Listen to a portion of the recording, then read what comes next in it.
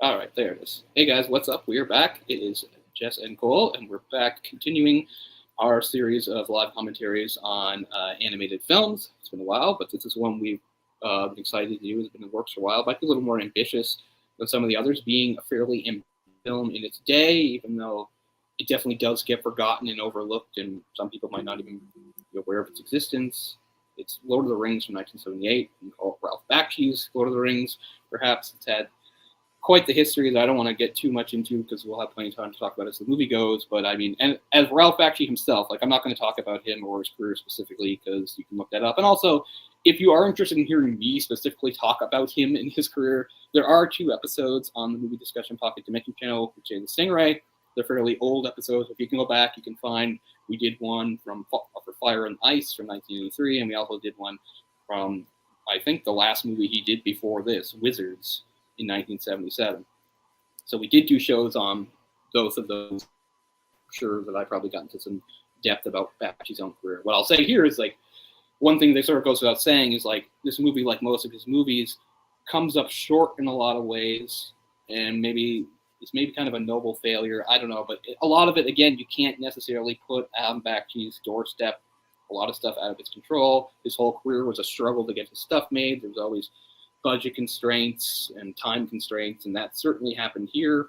And considering this is more ambitious than maybe his other projects, so yeah, I mean, I think there's definitely good intentions. My own feelings on the movie are mixed the same way it is with most of Bakshi's output. There are things I like, and there are things I don't like, and then there are things that I know weren't his fault, and stuff like that. I do think it is good that the movie happened, even though it's weird and incomplete because there was supposed to be, they originally did a vision as 3 movies, as would be proper. Then it was going to be cut to 2 movies, which might have still been possible. And yet, even though this movie was not technically a flop, it more or less broke even, which wasn't bad for Bakshi at all, or for Western animation that wasn't Disney at the time. It didn't get enough to get the sequel. So a lot of people going into the movie, because its title was simply The Lord of the Rings, which again was executive meddling, it was changed out of Bakshi's control, because originally it was going to be either Lord of the Rings Part 1 or even Lord of the Rings The Fellowship of the Ring Part 1 or something like that, and they just changed it to Lord of the Rings. So a lot of people going to theater really thought this was going to be the complete thing, and were quite surprised and disappointed when it kind of abruptly ends where it does after the Battle of Helm's Deep, and then never does get the sequel. But yeah, again, that's not entirely Bakshi's fault. So it's an interesting movie and definitely worth talking about. I'm a big Lord of the Rings fan, and we'll talk about that sort of stuff as we go forward, but I'm not going to try to overwhelm people with stuff about that either. But I think it will be interesting to point out some of the differences between this and the book, and of course the very well-known Peter Jackson movies that came decades later and took at least a little bit of inspiration for this. Bakshi himself has had a weird relationship with those movies and their reputation, and Jackson in particular. They've gone kind of back and forth, and as of 2014, I guess he sort of apologized for some of the more cutting remarks he said. I don't know. Bakshi is a passionate guy who says what's on his mind in the moment, so he has a long history of maybe not being so polite with some people, but then, I mean, he has apologized for things. So I don't know. I don't really know where I stand on that, but it's interesting, so that's why we wanted to do it. So I saw this movie, like, at least partly as a kid on, like, VHS. Must have rented it or been with somebody that had rented it, and vague memories of not paying much attention to it while it was on, because, you know, I hadn't read Lord of the Rings at the time. I was younger. I first read Lord of the Rings when I was 13, so this would have been probably several years before that. So my memories of it back then are very vague and hazy and didn't form much of an impression because I hadn't read Lord of the Rings. So at the time, it was just sort of an animated fantasy that I kind of paid a little bit of attention to, so I can't really draw any strong impressions or opinions from back then. And I didn't see it again until I was probably an adult, maybe in my early 20s, exploring Bakshi's career. And then it was just popular to bash the thing and say how awful it was and how it does so many things wrong and terrible. And, you know, so it took a lot of years of reflection just on the circumstances of his career and stuff like that, and comparing things and reading things to come to a softer conclusion. But still, I haven't watched the movie in full in ages, like 15 years maybe. And I've resisted the urge. And I've resisted the urge to watch it leading up to this because I thought, well, as we go, we can sort of just react to things in real time, I suppose. Some of things I remember, some things I don't. So we'll see how that goes. So, Yeah. When's the last time you watched this movie? More recently than me? Definitely more recently. Yeah. My story is quite similar to you.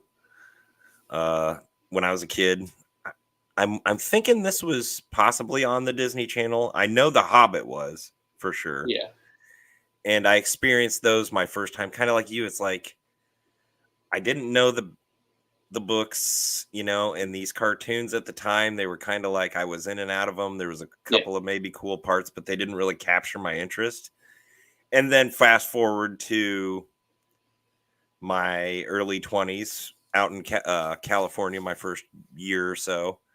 And I met, you know, a friend that lived in the same apartment building, and he was a big Lord of the Rings fan. The movies, of course, by this time, I'd at least gotten the appreciation for the Lord of the Rings. Yeah. From Peter Jackson's movies. And he's like, "Oh, did you ever watch Bakshi?" Bakshi's Lord of the Rings cart. And I'm like, I think so, but I don't know if I liked it. And of course I found it, watched it, and I actually, this is where it changes. I appreciated it right away. Okay. And I don't know if Peter Jackson denies this or I'm just not finding much, because the only thing he says he was inspired from it or was borrowed from it was the Proud Feet shot in Hobbiton. Yeah, the low There angle is one shot. more shot too. There's the shot. I thought there was more than just a couple, honestly. There's at least one more. It's definitely, to me, there's a lot of scenes that are like, oh man, you can totally, this influenced Peter Jackson in his filming. There's at least one more for sure, where the first time they encounter the Dark Rider on the road and they're cowering, and sort of like with the roots of the trees around them. I'm pretty sure that's in it. So that's another direct one. So there's at least two and possibly more. And I think more. I know, yeah. There is some stuff in the extra stuff. I think for the making of on the Fellowship set where he acknowledges some stuff about the movie. I mean, I can't remember specifically. I did some reading stuff on today in places like Wikipedia and stuff. And so again, Bakshi saying like, you know, at least he had a movie to work for him. I was working for nothing. Yep. Again, there's some hostility there, and Jackson had said something like, I took a fan picture with him in 1993, and he was really nice or something like that. So yeah, I don't. But that was obviously before that. But yeah, as early as like 1998, when the movies were in fairly early production, they were using and watching stuff from the movie. So I mean. That's one of the reasons why I'm glad it exists, even if I think it's super flawed, because it did give a little bit of a guideline. And there is some nice art in the movie, mostly because of Mike Ploog, who was a really good artist in that era. He did a lot of cool comics in the 70s. He also did commercial art and other things. And he had a very good fantasy feel. You know, the genre of fantasy itself, we don't have time because we're going to get to the movie, but I mean, it has sort of a weird, slow, evolving evolution, I guess, because you always have it in books, but it's much slower to come around in TVs and movies. And we always talk about the 80s is really where fantasy finally exploded in TV and movies. This is a little precursor to that, being, you know, the late 70s, I think, because just think of all the great 80s movies, including some we've covered, some of the Don Bluth and things like that, but not even just animated, but also live action, you know. Often point out that, you know, two of my favorites both came from the same year. Don Bluth's first movie, The Secret of Nim, and Jim Henson's very ambitious fantasy, The Dark Crystal, are both 82. You know, and throughout the decade, you had a lot of fantasy, and we talked about that even when we did Little Nemo, which crosses over into anime and Western people and tackling fantasy. But of course, when people talk about like a classic fantasy or like high fantasy, it all sort of begins with Lord of the Rings, right? Sort of that template of wizards and dragons and elves and dwarves and that kind of stuff. So again, I think the movie is important for what it inspired, even if it couldn't pull things off as well as one. And again, highly ambitious, even back in like the early 70s when the movie's genesis is really long. I'll talk about it because we're going to get going. But like at one point, like when it was being floated as a possible, you know, live action movie, it wasn't until it got to Bakshi in the mid 70s that he wanted to do an animation. People were actually considering, you know, trying to do a real live action adaptation. And it was even the original script was even like shown to like Stanley Kubrick, and Kubrick deemed it unfilmable, which is an extremely interesting thing to come from a guy that made his career of sort of filming the unfilmable. I mean, remember, this is the guy that around that same time did A Clockwork Orange. And you can debate back and forth how filmable that really is, because yes, I get it. There is stuff in the book in A Clockwork Orange that they could not do in the movie, and they just had to do approximations of it and change some things around. But still, a lot of people think that is that movie is more or less a success. So just think about how like daunted even a guy like Kubrick felt by that, thinking this is an unfilmable thing, and then like Bakshi himself saying a few years later that animation was the worst way to go because the only way to do it in live action would make it tacky, which I totally agree with. We'll talk about some other stuff later that surfaced from other countries in the early 90s. This sort of thing. But we'll get going here. So I've got this on. It's actually been on Crave for a while, which is nice. Okay. And the first thing I've got, if people want to sync this up now or later, is the United Artists. Well, I say logo, but it just says United Artists. So I'm queued up to that. So people can get it about there. We'll do a 3, 2, 1 and hit play. Okay. And then I'll probably have to adjust my volume. So if people are ready, you're ready? Yep. Okay. So 3, 2, 1, hit it. All right. A Transamerica company. Sure, I'll probably have to put the volume down. Now, one other thing that I'm pretty sure they must have adapted for the for the Peter Jackson films is this movie. I remember starts with pretty much the same kind of prologue. The books don't have a prologue.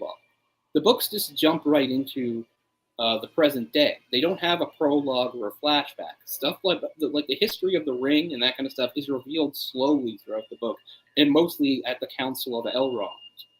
In the movies, they realized they didn't have time for all that, so they start with sort of a big info exposition dump in a prologue.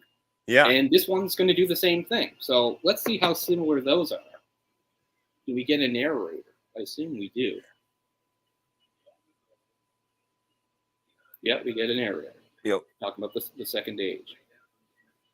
So this even goes back a little bit. Well, no, it's the same thing. No, I think it's very similar to the first one.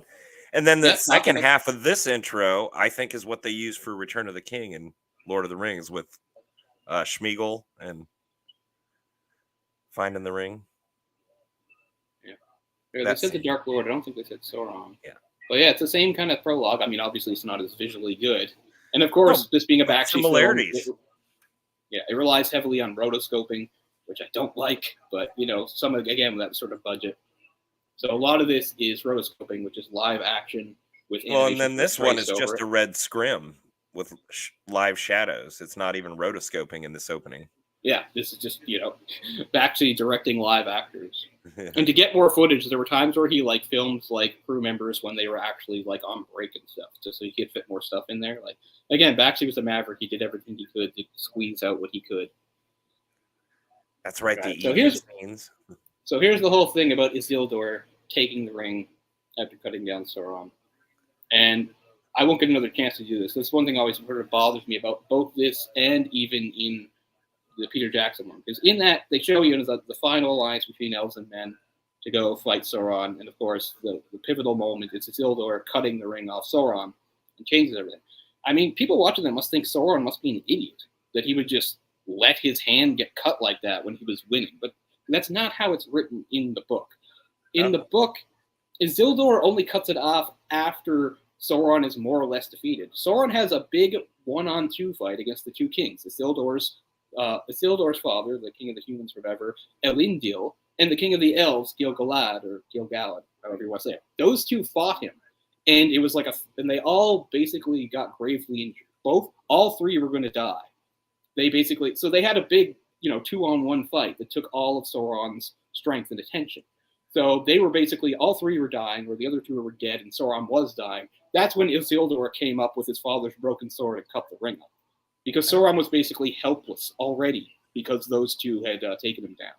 So I like to make that clarification, because it does seem a little simplistic in these intros. It's just wow, Sauron's winning, but he just reaches out and, that changes the tide of everything. No, it's no, Sauron was already gravely injured and basically defenseless when Isildur cut the ring from his hand. So I just like saying that.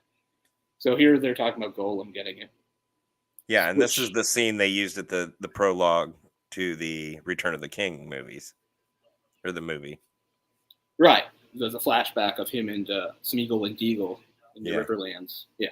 So they just add a bit more, actually. This prologue, while not nearly as detailed, does actually include a bit more information. Whereas the Peter Jackson one is just it came to the creature Gollum, but it doesn't really explain how it came to him. It's not till you get that flashback later on. Yep. So you do get quite a bit of information here. So both movies do a prologue, which isn't a bad idea in a movie. Because when you're doing books that have a long history and stuff like that, again, it's the same thing with like A Song of Ice and Fire and stuff. You can sprinkle that in as you go over a long time, but in a movie, it's not much of an option. So I don't mind that they do it for the prologue, because that way, there's some history of the ring, and now, boom, here's the Shire. So now we have our first shot, the art style. Which is also, I mean, I'm sure the pictures and the books and other artists Jackson took from, but I mean, I think there's some shots just even in this Hobbiton. Right. So we're going to jump right into Bilbo's birthday party. And you will see pretty much all the dialogue is taken right from the book. One thing you can say is that Bakshi's intention right from the beginning was to make it as true to the books as possible. He even had a meeting with Priscilla Tolkien, his daughter. I don't know where Christopher was at the time. I think Christopher is the big guy who carried on the legacy until he finally died just a couple of years ago. He lived well into his 90s, spent his life, transcribing and editing his father's work. But anyway, Priscilla, and he's quoted as saying, I'm not going to change anything. I'm going to do everything I can to get what's on the page onto the screen. And so a lot of the dialogue is pretty much exactly the same, if it's not maybe shuffled around in some places. So right off, I don't like the character design. It's a big problem in the movie. There's a couple characters I think look okay. Like Gandalf looks okay. He looks like a wizard with a beard and a pointed hat. That's all you really need for Gandalf. But I really hate some of the other character designs. Yeah, we're moving right along here. He's already freaking out about the ring.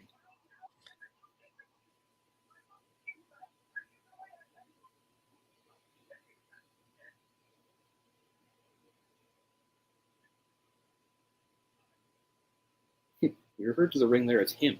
I will look after him.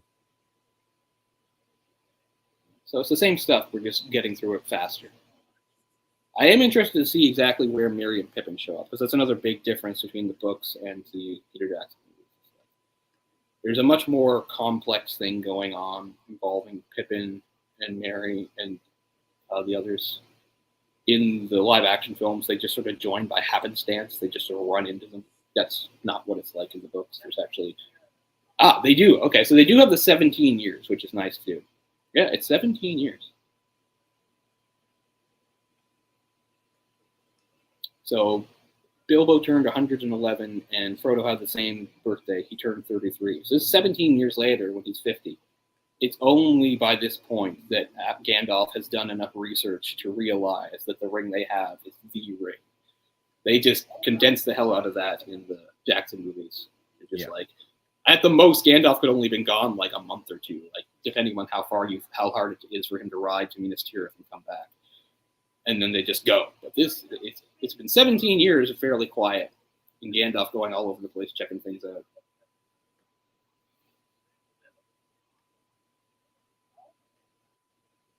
I mean, I guess the Hobbits look okay until you see Sam.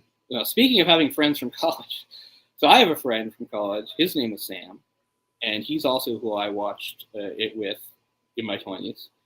And the difference was, like, he and his sister have both read the books when they were even younger than I was, or at least some approximation of the Hobbit. And he said he has memories of being a kid where he was like, I don't know, 10 or 11 or maybe 12, and his sister was 3 or 4 years younger than him. So she was a really young kid. So maybe she just had it read to her, I guess.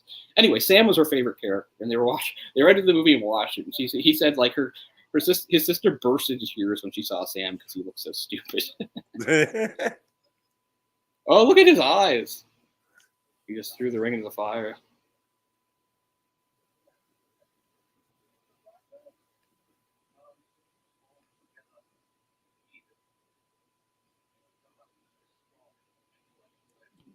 I mean, this dialogue is different. I can't say it's not changed. It is different.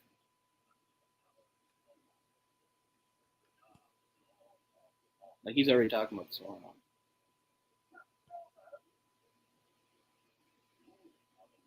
So this will be the longest movie we've done so far, because one thing you'll notice about, I'm not going to repeat too much stuff, but obviously we talked about the medium of animation and how it's been perceived, particularly Western animation, how it had to shake off the shackles for decades of being considered for children.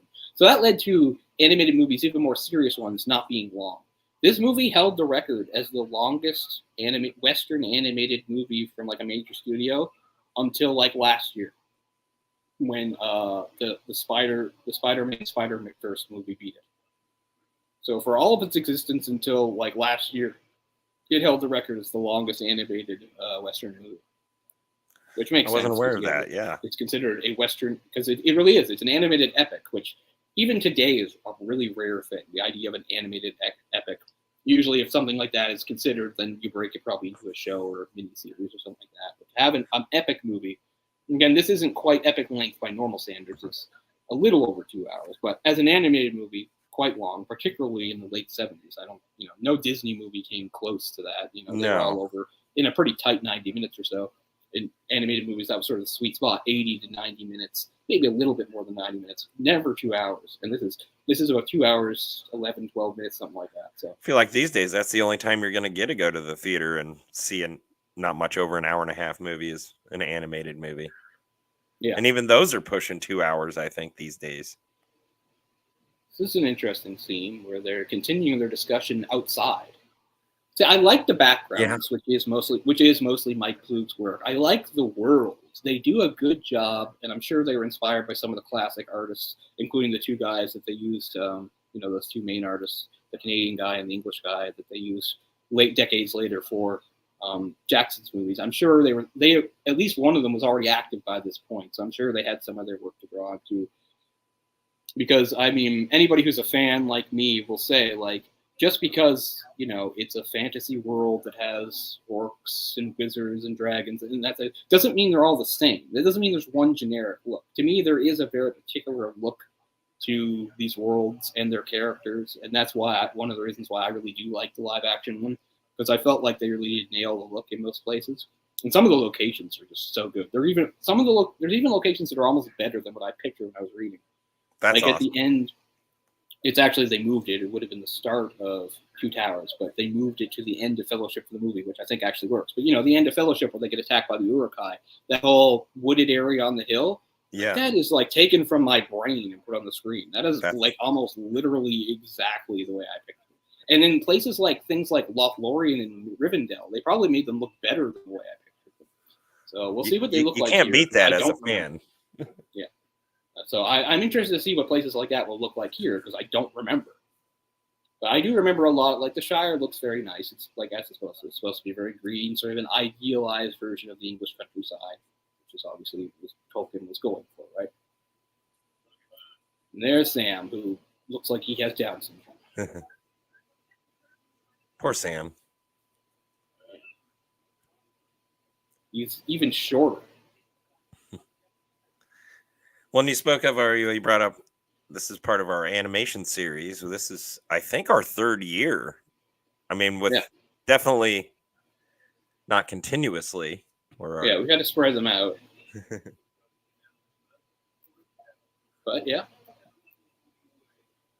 Sort of sporadic episodes, but.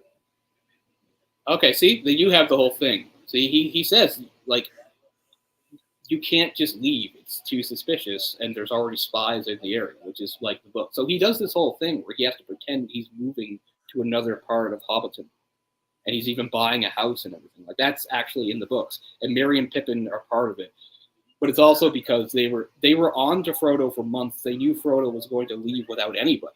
Frodo's original plan was like not to have any help, but they knew he was acting weird, so they eventually confront him and say, "Look, whatever you're in, we're in it with you." And I mean, Pippin and Merry are done very well in the Peter Jackson movies. They're very brave and everything. But I still like the fact that they, in the books and this, they make the choice. They don't really make the choice in the Peter Jackson films. They just get caught up in it. Now, obviously, they didn't have to go on after they reached Rivendell. They didn't. So, and they make a choice there. Yeah. So, see, what kind of, like, why is he moving so weird? And if Saruman is the white, why is he in red robes? Like, that just seems like a bizarre choice. He's Saruman the white. That is a very weird choice. And I wouldn't think they'd say, like the hair and the robe would blend in maybe for animation, but. I mean, even then, you could just like. The black lines. black lines or red trim or whatever you have to do. Like he could, Yeah. they can make him like so he's not completely white because but I mean here he's just the red wizard. He was kind of crazy. Yeah, so we didn't actually get like an outside shot of Isengard. We're only seeing inside the tower here. So I wonder if we'll get any exterior shots of Isengard.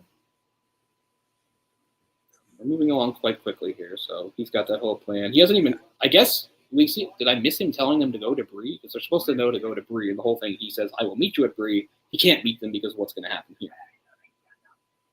And it's nice to see this, because for people that haven't read the books in a long time, or even haven't read the books are written in a very particular way as far as perspective goes.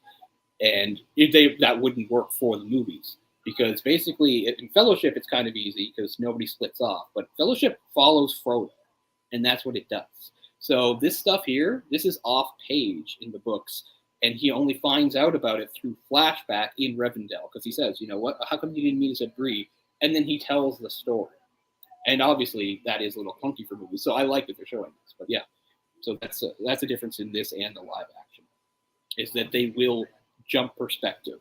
Whereas the books, the focus is on Frodo. And of course, that's what leads to, in the other two books, both books are told in two parts. And each part, one is told in full. Here's Frodo, and, here's the other people after Fellowship splits. And then we jump back in time for part two. And here's Frodo and Sam, what they're doing at the same time. Which obviously wouldn't work well for a movie. So they do the same thing here. So he just sort of tricked him into being stuck up there. Okay. All right, so we don't really get an intro for Pippin and Merry. Now they're just suddenly with them.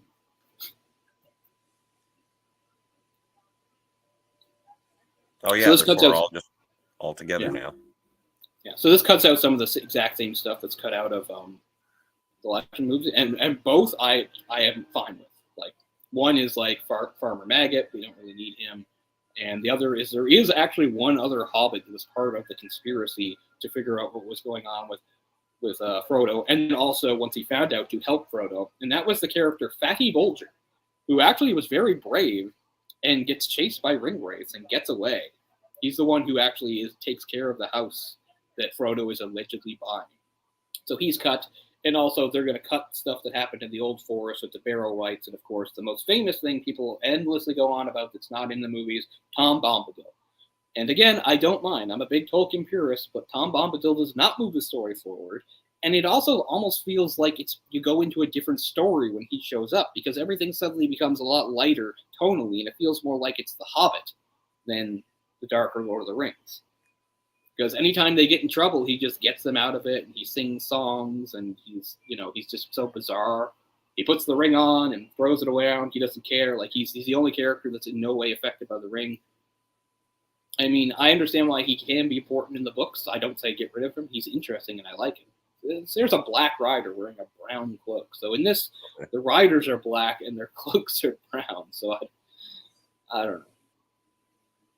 I realize, like you said, it's hard to do black on black, right? He's supposed to be like a black void under a black. So yeah, now the shot over the roots. Yeah, so it looks black, but yeah, exactly. So here's the famous shot over the roots, which is obviously lifted exactly, pretty much, and put in. Yeah. So I guess the proud feet thing happened to it. The sort of angle shot where he puts his foot up during Bilbo's speech. But that's the one, I think, the Proud Feet one is the one that Jackson claims that he threw in as an inspiration to Bakshi's movie here. But I'm like, no, there's tons of shots that you definitely had in your head, whether you were doing it on purpose or not, from this movie. Yeah. So, I mean, I won't complain too much about the Black Riders design because they are very vague. The whole point is vague descriptions because you can't, they just look like riders in black. You don't get a look at their faces. They're shaped like men because they used to be men. It's supposed to be vague. I mean, I still don't love the brown cloak, but I guess they were. No, but I don't think they're done bad. No. My strongest memories of this movie is them getting attacked by the riders, and It's one of the things that annoys me because like this is a movie that has to move quickly and cut out things because there's so much story to cover, and I feel like they waste too much time on it. As we'll see, we'll see if I'm remembering that wrong or not.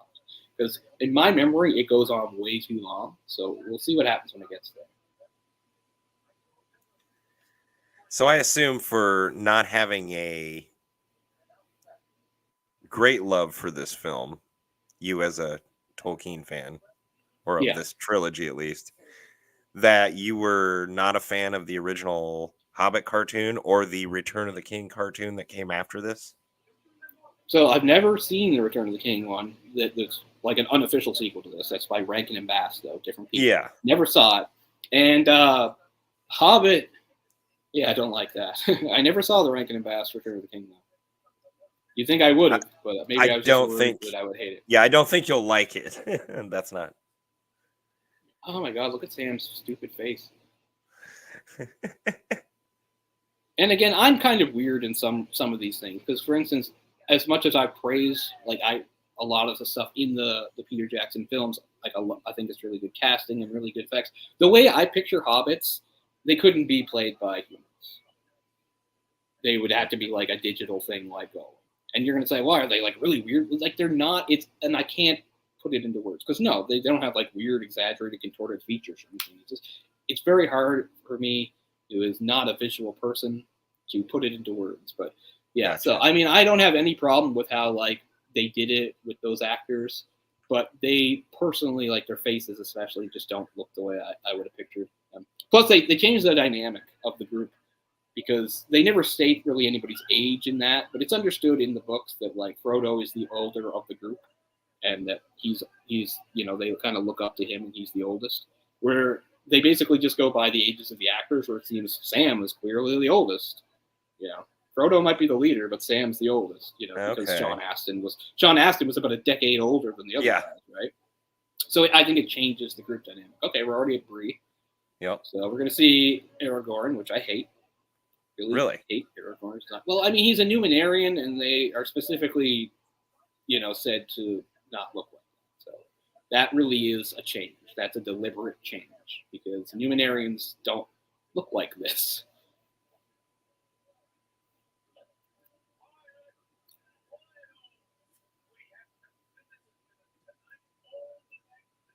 Oh, Butterbeer, you're messing things up. Yeah. See the rotoscoping there, the people. Underhill, right?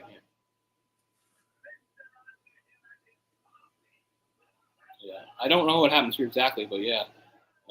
Frodo's forced to like make a speech during this whole thing when he winds up accidentally putting the ring on. So they're gonna do a song, I guess. Sure. So let's see what this song is like. I'm gonna listen a bit.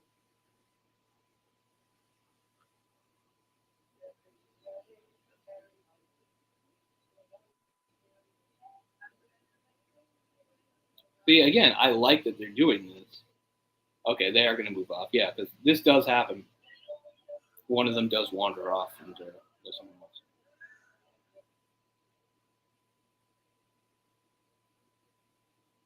Which they don't do in the movie, do they?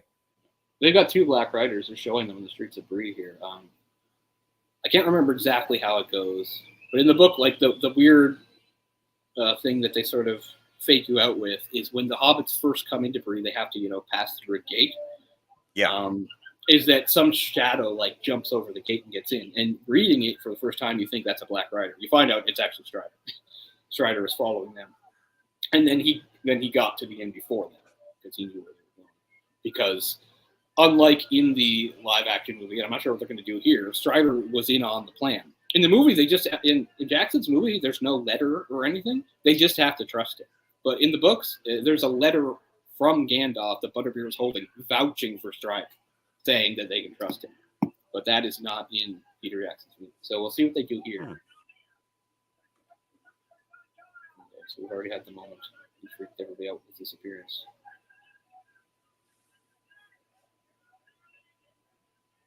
Bree is a very interesting place because it's the only place in all of Middle-earth that is specified that humans and hobbits live together.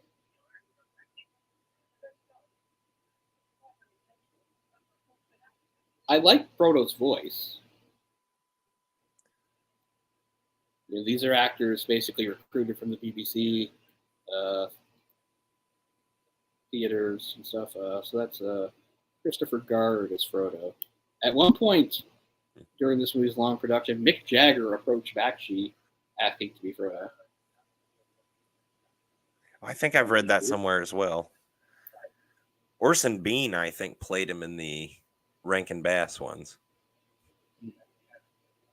So yeah, so here Strider is clearly his look is clearly influenced by North American indigenous people, and it's not like I'm against that look. It's just not Strider. Strider is a Numenarian, so he would not look like that at all. But that's a choice, and I'm not going to say it ruins it for me or anything. It's just it is very different. It's just so different. I think I know what they were going for. I think they wanted maybe to give the impression of someone being a ranger. Rangers are people that live in harmony with nature. So maybe they thought having that kind of indigenous people's look would add to that. I don't know. But the Tolkien snob in me is just like, if I can find a good picture of one.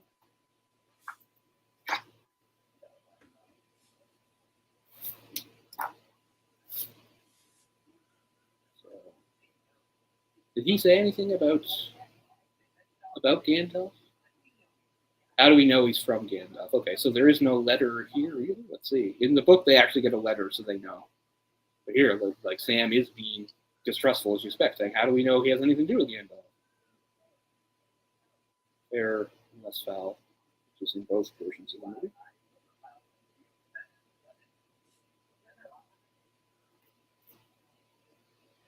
I've got an art book here. I'm trying to get a shot of a Numenarian. It's a long book. It's a very nice book. It's called The Illustrated World Token, The Second Age. Oh, cool. It's got art from a ton of different artists, while it has little excerpts and things. Specifically about the Second Age, which is the age where that Lord of the Ring that we saw in the prologue happened. It's actually, the Second Age is interesting because if you look at the Tolkien works, there's no long work of a narrative that's actually set in the Second Age. There's stuff referring to it, but if you look up the Silmarillion, all that it talks about there is the making of the rings, and then going into the Lord of the Rings stuff, so it kind of jumps over the Second Age. And then when you have things like the Children of Húrin or the Fall of Gondolin and things like that, they're from the First Age. They're from the ancient times. And and then of course Lord of the Rings and the Hobbit is at the end of the Third Age. The Second Age is super important, but Tolkien never got around to writing a long story. Making it a story. That's probably why we've never seen it. I assume put into film form or. Well, that's what I guess that show is, right? That Rings of Power show. I didn't know, which I've never bothered watching. That is clear. That is set in the Second Age, and I just don't want to watch it. Oh, I wasn't aware of that. Yeah, I haven't given it a shot.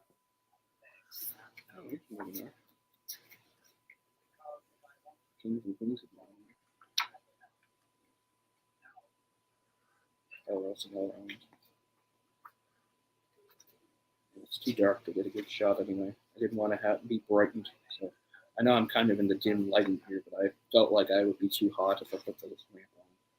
It always looks like a glowing hot sun just off the side of me. Círdan the Shipwright. Here's an elf called Círdan the Shipwright. He's the one that hangs out at the Grey Havens. He's the one that's waiting for the boats when they take the last boat at the very end of the Lord of the Rings, where Bilbo and Frodo and Gandalf go. So that doesn't look like neither elves do in Jackson's and. Right, and that's not an official thing. This book has many different artists giving their own impressions. I'm not saying this is the official thing. This book is just many different artists with their many different impressions of things. It doesn't have it's not a unified look. It's just interesting seeing their interpretations. Well, if I remember right, Legolas in this cartoon, this animation looks like, the one from Peter Jackson's. Yeah, he's voiced by Anthony Daniels, which maybe people don't know. So it might be interesting to people to know that the C-3PO has played Legolas, which might seem crazy to people that have seen the live-action movies and are familiar with Star Wars. Gosh, I don't. I've watched this movie several times, and I'm not so sure I knew that. He's probably doing more of his more closer to his natural voice, I'd say, in this. He puts on his accent a little stronger to sound a little bit more, uppity and to fit C-3PO's character. All right, here we have the thing with the ring racer here. So there's 5 of them. And there's a part in the book, and they change it, of course, because I'm pretty sure Glorfindel is in this. But Glorfindel is not in the Peter Jackson movies. They use Eowyn, or not Eowyn. They use Arwen instead, right? Arwen's the one who comes and helps Frodo and stops them. But there's a part where she says, like, there's 5 on our tail. Where the other 4 are, I don't know. Those movements are actually accounted for if you're a nerd like me and you do enough reading. Those because the timing is actually wrong here. The other 4 had been off chasing Gandalf, and that's why they haven't gotten back to where the others were. Because there's a part in the flashback that doesn't get mentioned here or on the other that Gandalf, before making his way to Isengard and meeting Sauron and getting captured, he actually gets chased by all the Ringwraiths, and he fights them off on Weathertop. He actually goes to Weathertop, makes a stand before these guys coincidentally do the same thing. He spends the night fighting them off. And what happens is, when the day comes, he takes off, and 4 of them break off to chase him, while the other 5 stay in the area. So that's why there's 5 here and 4 are missing. They have not come back from where they were when they were chasing him towards Isengard. Okay. Doesn't matter, but that is actually officially the truth. Okay, we're on our way to Rivendell through the swamps. Yeah, what do the things get when they can't get Hobbit? That is an original line. People remember it from the live action movies too.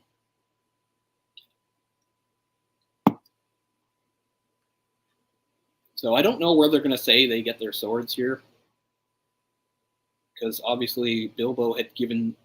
No, Bilbo doesn't do it. So that they don't have. They're supposed to have swords by the time they get to Withertop. In the movies, the live action movies, they have Strider just give them some. But the fact is, they actually found their swords in the old forest when they get captured by the Barrow Wight, when they get rescued. And that's where they get the swords, which is actually important because they're Elvish-made swords, which is why way later, on the Battle of Palantir Plain, or whatever it's called, that siege of Minas Tirith, when Merry and Eowyn kill the Witch King, that's why Merry was even able to hurt him when he stabs him in the back of the leg. It's because he has a special enchanted elven blade.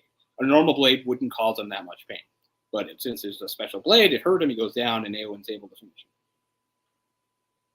Oh, he's talking about Luthien. So Beren and Luthien, that's another thing that you can get it's not like a novel, but you can get Christopher Tolkien's edited versions putting together the narrative and showing how it changed over the years. They do have this in the live action movie too, where he's singing the song, because it parallels his love for Arwen. It's about a mortal man who was in love with an elf. It doesn't happen a lot.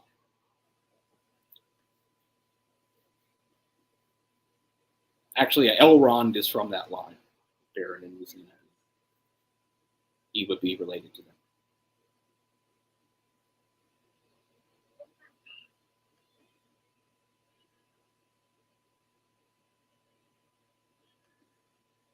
I don't know if this really suggests they're on top of a hill or not. And now the ring wraiths are kind of like the Predator. They seem to have like stealth camera.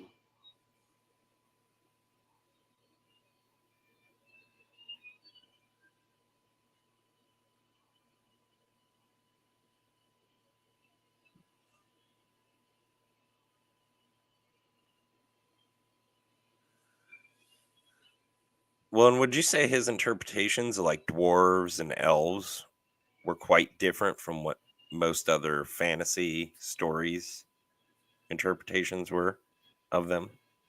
You mean Tolkien himself? Or are? Yeah. Like here in The Lord of the Rings. No, elves I feel like to...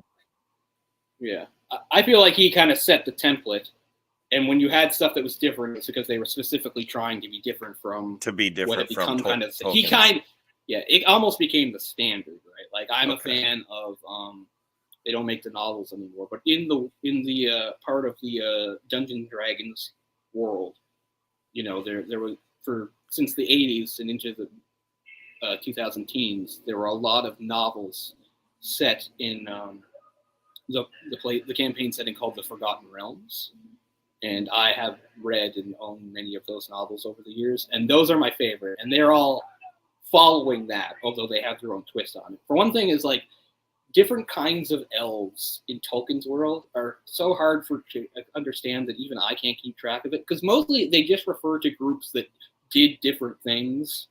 It's like this, and they all had their own names. Like this group stayed, this group left, this group went here, and they all had different names.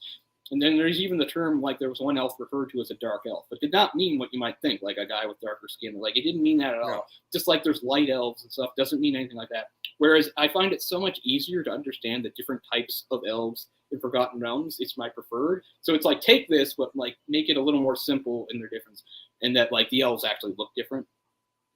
Like you have sun elves, who are also sometimes called gold elves. So their skin's kind of gold, and they usually have like yellow hair, but sometimes black. They're the tallest of the elves, and they're kind of the most haughty and kind of racist. They think they're superior to everyone, and also kind of other elves too. There's moon elves, which have the pale white skin.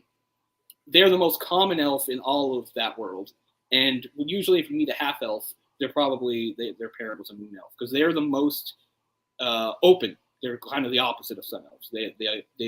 They'll often have friends of other races, like humans and dwarves and stuff like that. Then there's wild elves, also known as green elves, which are kind of what you expect. They're kind of like, they're shorter and they're more wild. They don't really make cities. They live out in the woods. They're closer to nature than all the other elves. They're not like racist the way sun elves are, but they are like xenophobic. Like they don't trust outsiders and stuff like that. And then you can break down even those things into subgroups and categories. And for me, it's easy enough to keep track of. And you might have heard about dark elves. That's a whole thing. And then there's drow, which are an offshoot of dark elves that live underground or are supposed to be evil. One of the main heroes and probably the most famous character of the Forgotten Realms is a good drow named Dritz Do'Urden, who leaves the underground city of evil, comes to the surface, and becomes a ranger who fights on the side of good. There's like his books are the only books that are still going. Like those books have all stopped now, pretty much, but those books do so well that so there's been like 30 some books. That's Do'Urden. So that was what I liked even more than Lord of the Rings back then. But of course, it's all based on the same kind of stuff. So it's basically like take Lord of the Rings and give it like the Star Wars treatment, where you have like dozens of authors and creators coming in and adding their own stuff to the world. Whereas, of course, Tolkien is one person's vision.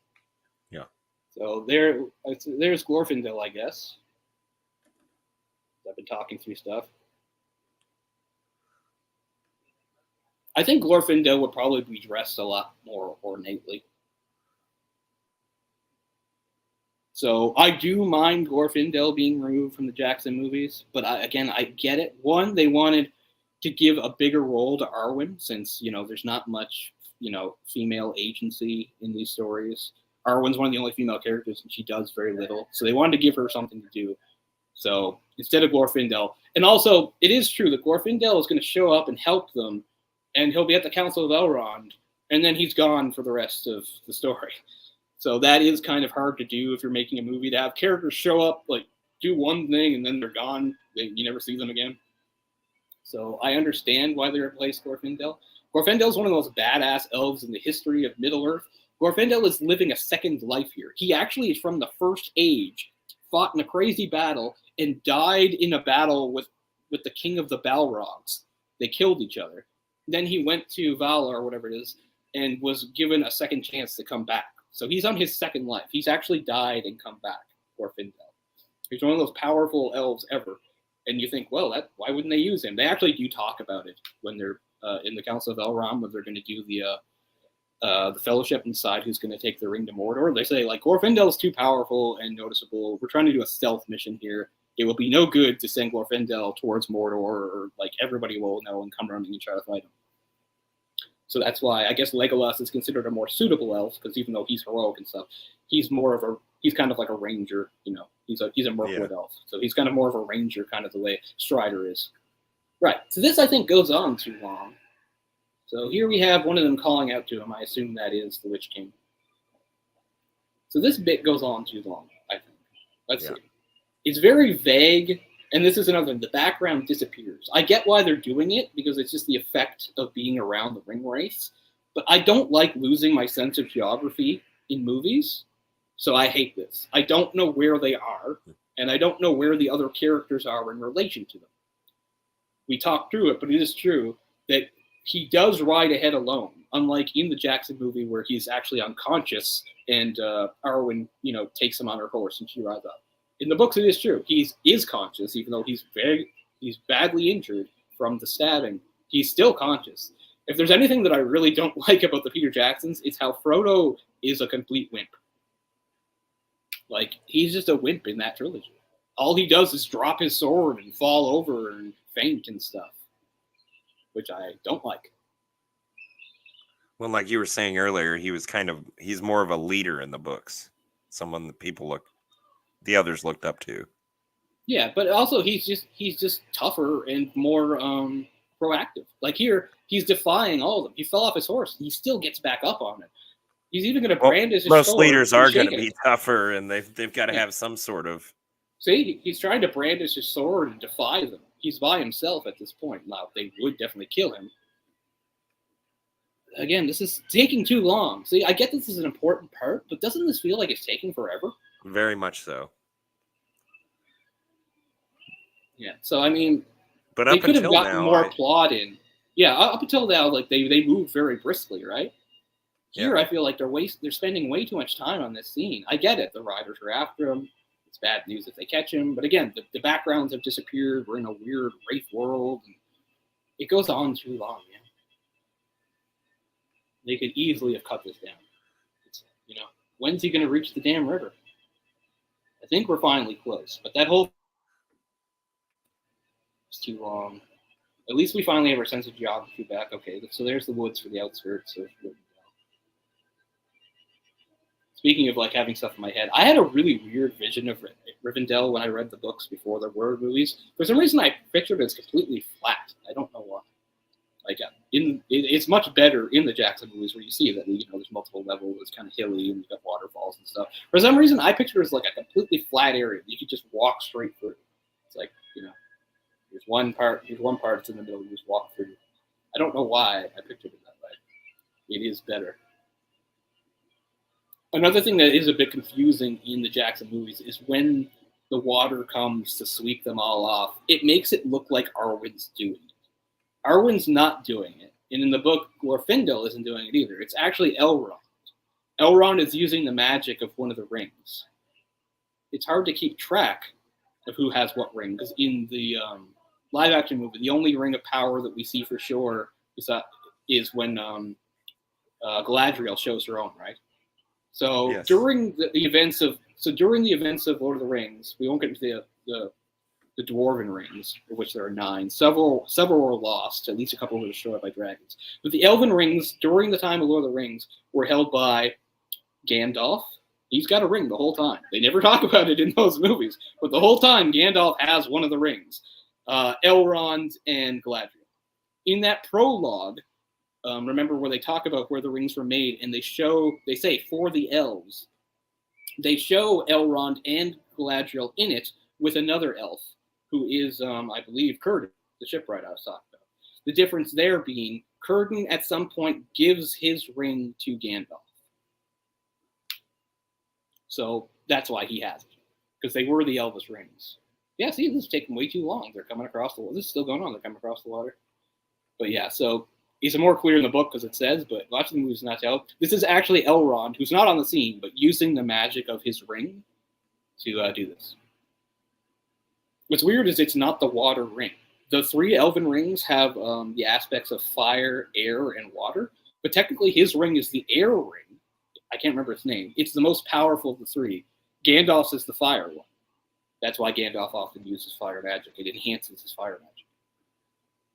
So yeah, so it's not clear here what happened, but in the book it was actually see Rivendell is all pointy and hilly in this too, which probably is better. I don't know why I pictured this flat.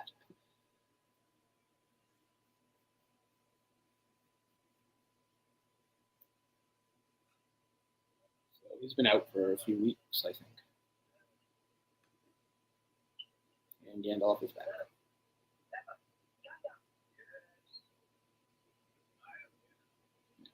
So in the books, this is where he would like say, "Oh, like what happened?" And then they flash back, and he tells him about Isengard. This we've already seen Isengard because we actually do jump perspectives. We don't just stay with Frodo, which I'm fine with. I think that is something better you can do with the movie, is show different things going on at different times. There's another thing that, again, the structure of the Lord of the Rings novels are weird. They're weird for books, and they don't make good structure for movies. Because think about this: Sauron is the main bad guy, and he appears in 0 scenes. There's no meanwhile in, they do try to do a little bit of it in the live action movie, like meanwhile in Mordor. There are no meanwhile in Mordor scenes.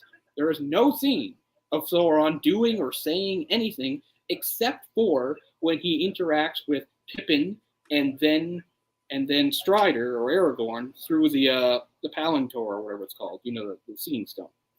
That's the only time in the books that Sauron is actually seen, and again, it's indirectly because it's through the crystal ball thing. So that makes it very different. You have a main bad guy who you never see, which they do mostly still play up in the live action, but it is something that makes it really different. And the Council of Elrond itself, like, keep in mind, Tolkien's profession he wasn't a novelist; he was a professor. He wrote the books for himself and for fun. And that's why one of the reasons why they aren't edited or bothered by the editing that would drive modern editors nuts. Like, if you were reading The Fellowship of the Ring as an editor and you got to the Council of Elrond chapter, you'd be saying, what the hell is this? Yeah. This goes on for pages and pages, and they're just talking and talking and talking. And it's full of characters who, to this point in the story, had never shown up. And once the chapter's over, we never see them again, right? So that was a huge challenge for them. I'm not sure how they're going to do it here. Oh, look, he is still giving some flashbacks, talking about how he got away. Okay, showing the eagle rescuing him. But like they make in the Peter Jackson movie, it's an 8-minute scene. It's pretty good. I mean, I have problems with it. They are skipping over a lot of stuff, but like I said, they can't do what they did in the book, or the movie will stop dead for 40 minutes. So I get it. And plus, introducing all these characters that nobody knows. So I get it. But it reads fine to me. Like, I wouldn't change anything. So you might be familiar with. They still have like the black, at least around here, still have the the black paperbacks of these. So here's this. This isn't the Lord of the Rings. This is Silmarillion, right? But around here, at least, you can still buy like the Lord of the Rings trilogy books that look like this. But back, I think, during the movies, I'm not sure what counts as the 50th anniversary. They released special white editions for the 50th anniversary. So here they are in white. So I think I've seen that, yeah. So the big fat one at the end here is like the appendices stuff, right? Here's the 3 books, and here's all the cool extra stuff. So I'm very proud to still have this, because once it was gone, it was gone. Like, this only seemed to exist for a brief time around the time of the movies, and you can't get them anymore. So I'm really glad I got them when I did. Because I'd grown up reading my sister's copies, that just had various covers, but I didn't own my own until just about the same time that the movies were coming out, which would coincidentally would have been the 50th anniversary of the books. I'm not sure if they're going from 1954 or from a different year, depending upon publishing dates. But I'm happy to have those. They're really cool. Very cool. I didn't actually read them this summer. I usually read them in the summer, but I've been reading other things. But I've been reading other Tolkien stuff, so that makes up for it. And here, just because I have it, here is the Peter Jackson trilogy. Here's the Blu-ray set. This is very nice.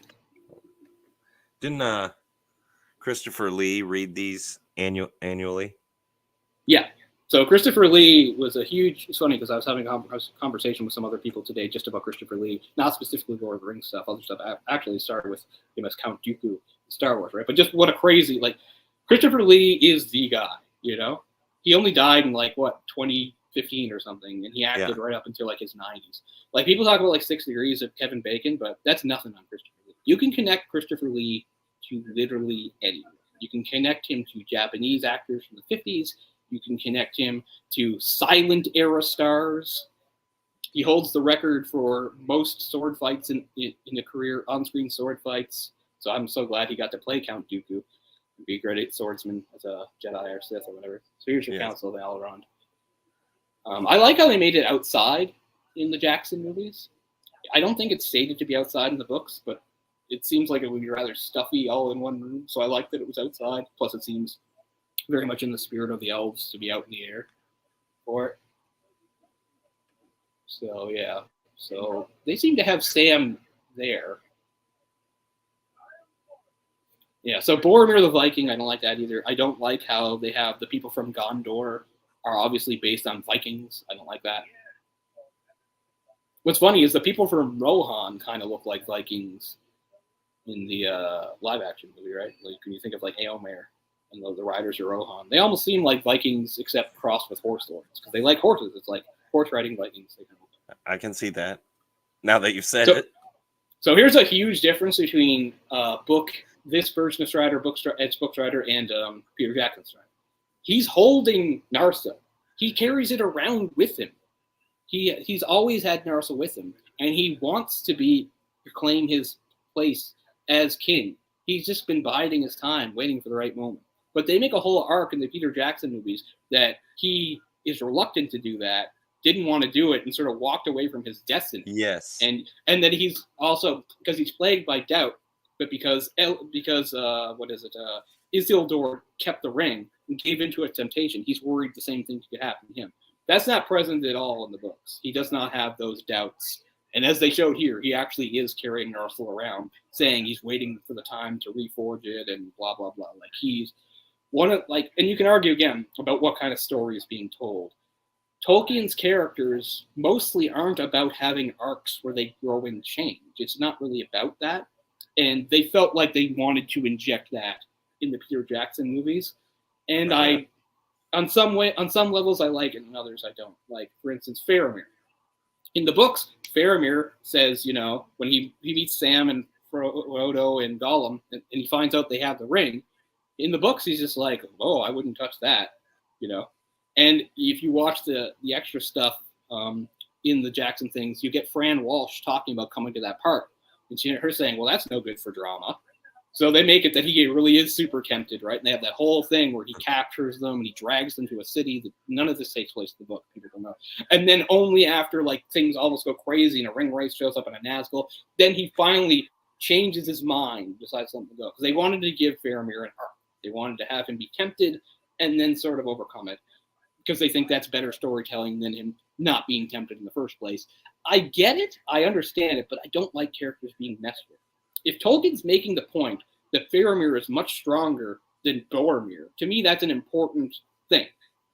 But they felt for the sake of drama, they should have him be tempted and overcome it, which I don't like. And it's the same thing sort of with Strider. It's like, well, Strider's too good of a hero. Let's give him some doubt at least, I get it, but to me, don't change Strider. So. Fair enough. Oh my God, Sam is so homely. Mm-hmm. Right. So obviously this is still sort of, they had to cut this down from the book too. Because this is some of that stuff from the prologue. This is where some of that prologue stuff is actually mentioned in the book, where you actually find out about the origins of the ring and what happened in the Second Age with that battle and stuff, in Isildur and all that. Okay. All right, so here he is. Obviously they have to cut a lot. But... This is also good too, because as you can see, Bilbo has not aged. Because Bilbo being away from the ring for 17 years does not hit him like a truck all at once, as they imply in the Peter Jackson movies. And remember, in the Peter Jackson movie, it hasn't even been 17 years. It's been much less, and they still he's all aged like crazy at once. But it doesn't happen that fast.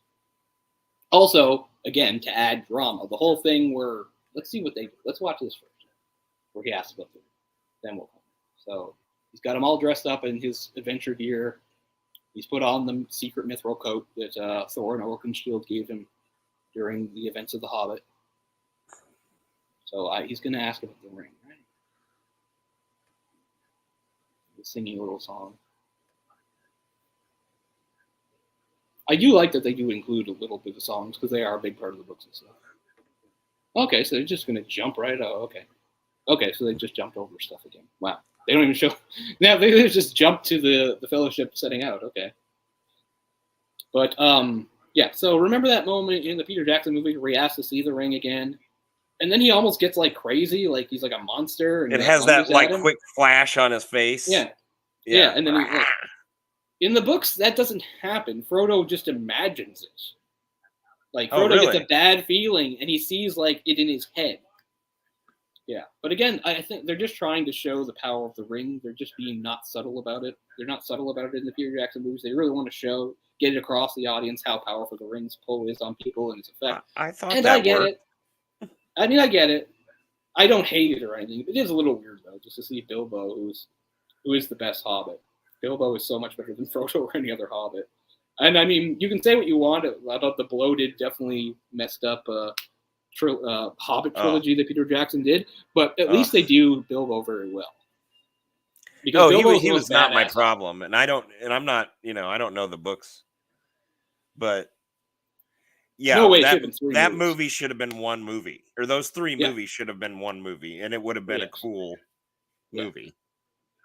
Like even two movies maybe, but three, no way. They just Two padded and movies was throwing almost all. pushing it, but I get it with Oh, all the but yeah, appendices, yeah. the extra But material. it's three long movies. Three Oh movies all over 2.5 hours with all this padding that's not part of The Hobbit that they just no, threw in fan service. It's like here's Legolas and here's an invented female elf that we made up. It's gonna have a romance with the dwarves because we want the dwarves to seem interesting. That's well, another thing wasn't too. there an Like unnamed elf in that? I don't want to get too far off into the Hobbit. yeah, Not that I'm sure we'll ever do that, but wasn't it an unnamed elf who traveled, or that he just put Legolas in that position, or that part character? I mean yeah, like the only elf that gets named in that is Legolas's father, Thrandir or whatever his name is, right? The king of the Mirkwood elves. He's the only elf in the Hobbit in the book that gets named. Then there's other elves that have like maybe speaking parts and do things, but they don't have names. The only named one is the king. And you could make the argument, well, Legolas is old enough, and that is his father. He could have been there. Okay, fine, but then they just give him this really big role. And again, Toriel is completely made up. They just made up a female elf named Toriel who's friends with Legolas and who has like a weird thing with Feely or Keely, one of those two. Okay, yeah, I don't like the looks of the dwarves either. I get that they want the dwarves to stand out from each other, but the truth is the dwarves would mostly look like various versions of Gimli. The dwarves don't look that different. They look like short, heavyset guys with beards. yeah. That's what they look like. They don't look like dwarves to me. Not even Thorin looked like a dwarf to me. He looked like kind of just an ordinary guy who's a bit short, maybe. All right, so here we are. They've decided to go through the mines of Moria. There's Bill the pony. Okay, so that's okay. So that is Legolas. So they replaced Glorfindel in this too. They just used Legolas. They used Legolas instead of Glorfindel. It was Legolas that came and met them when they were on their way to Rivendell. Yeah. Okay, I don't mind. I guess. Like I said, Glorfindel, it does open up kind of a can of worms because he's so awesome and then he's just gone.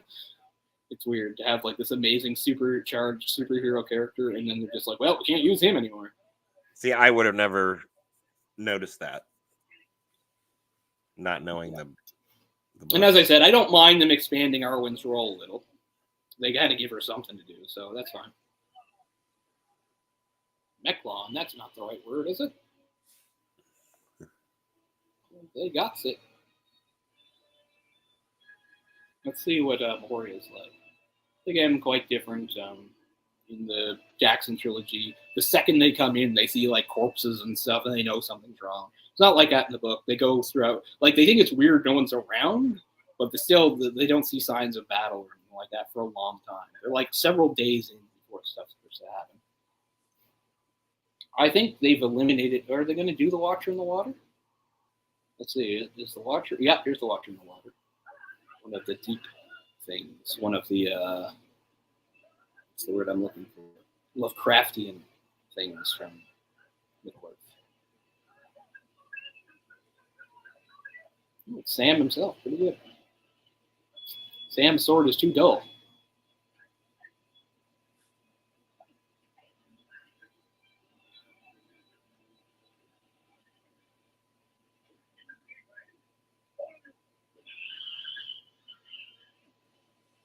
Not too bad. Is he going to grab Bill? He just sort of abandoned Bill. Poor old Bill, says Sam. I don't like that. That almost implies that, like at least in the others, like Bill, like they send him on his way and they know he goes back to Rivendell. And this, they're almost implying that the Watcher in the Water killed Bill. That's dark. So we're well into it now. We are at 59 minutes, so we're coming up on an hour this movie. So if you were watching like the live action Fellowship of the Ring, you wouldn't be at this point yet, that being a long movie. But it's also only telling Fellowship, whereas this movie is telling all of Fellowship plus a good chunk of Two Towers. Yeah.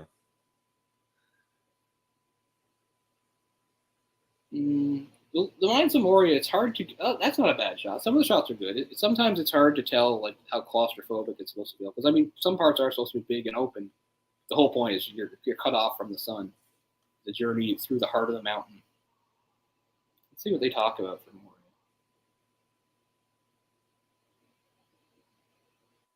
Because that's the other thing. They think Balin is alive. They don't know Balin's dead. Balin being the Lord of Moria and one of the Bilbo's party during the Hobbit. Also, on that note, Gimli was at obviously the Council of Oberon because he's part of the Fellowship, but he doesn't actually talk during it. His father Gloin, who was again part of Bilbo's group, does all the talking, and he actually has a pretty interesting story about how some agent of Sauron actually showed up to the Dwarven place to ask for one of their rings and was like threatening them. People probably don't remember. It does they do actually show it. Maybe they don't need to, because again, they really add too much to the Hobbit movies. But if you do watch the live action Hobbit movie, they do mention that I think it's Thror. I get mixed up which one's which, but Thorin had a grandfather, and his grandfather was one of those nine dwarves that got a ring of power. And there is a whole thing about his grandfather being kidnapped by Sauron, brought to that place in Mirkwood, and like being driven mad. They do show that in the Hobbit, in the live action, which I guess is okay because it did happen.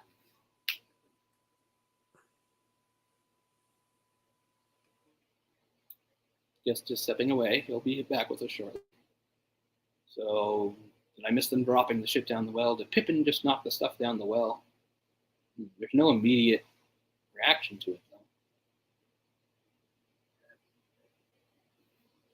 So we're in Moria trying to figure out the way.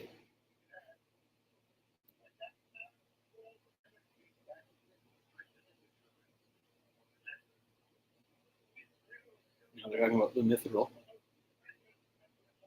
So the same sort of thing where I think Frodo overhears. No, they don't show Frodo's reaction. He says mithril is the most precious metal there is.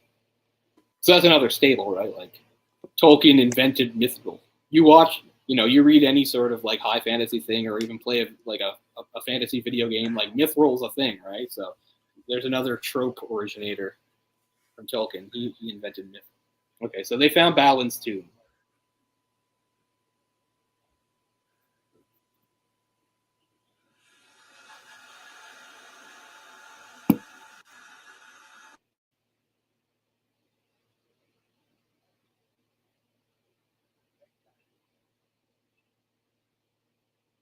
So they didn't seem to have any sort of conversation about Gollum or him following them.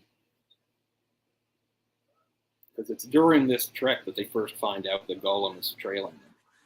Like, Gollum doesn't officially appear in Fellowship, but you see some glowing eyes down in the dark, and they do it in the Peter Jackson film too. They don't seem to be doing it here. Unless I missed it, it's possible.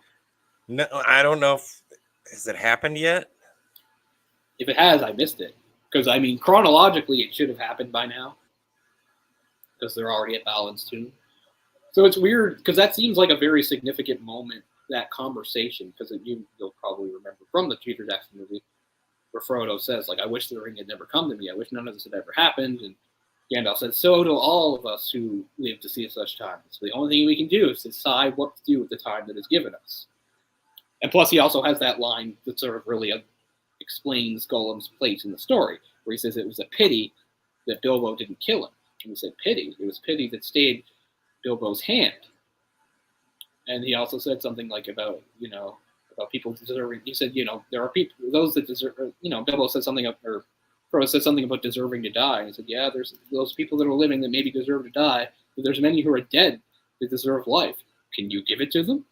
I think there's some really great wisdom in a lot of his lines like that. And then he says later, I think Gollum still has some part to play in this for good or ill. And of course, he's right. So this is one of the highlights. I love the live-action Fellowship. It's my favorite of the 3 movies. It's my favorite book. And this whole fight scene is still one of my favorite fight scenes in a movie. Obviously, it's not going to be great here, but let's see what it's like. In the chamber against the orcs and the cave troll. But yeah, even all these years later, that scene really holds up well. It's a really good fight scene because it really gets across the things. You need to get certain things across in fight scenes.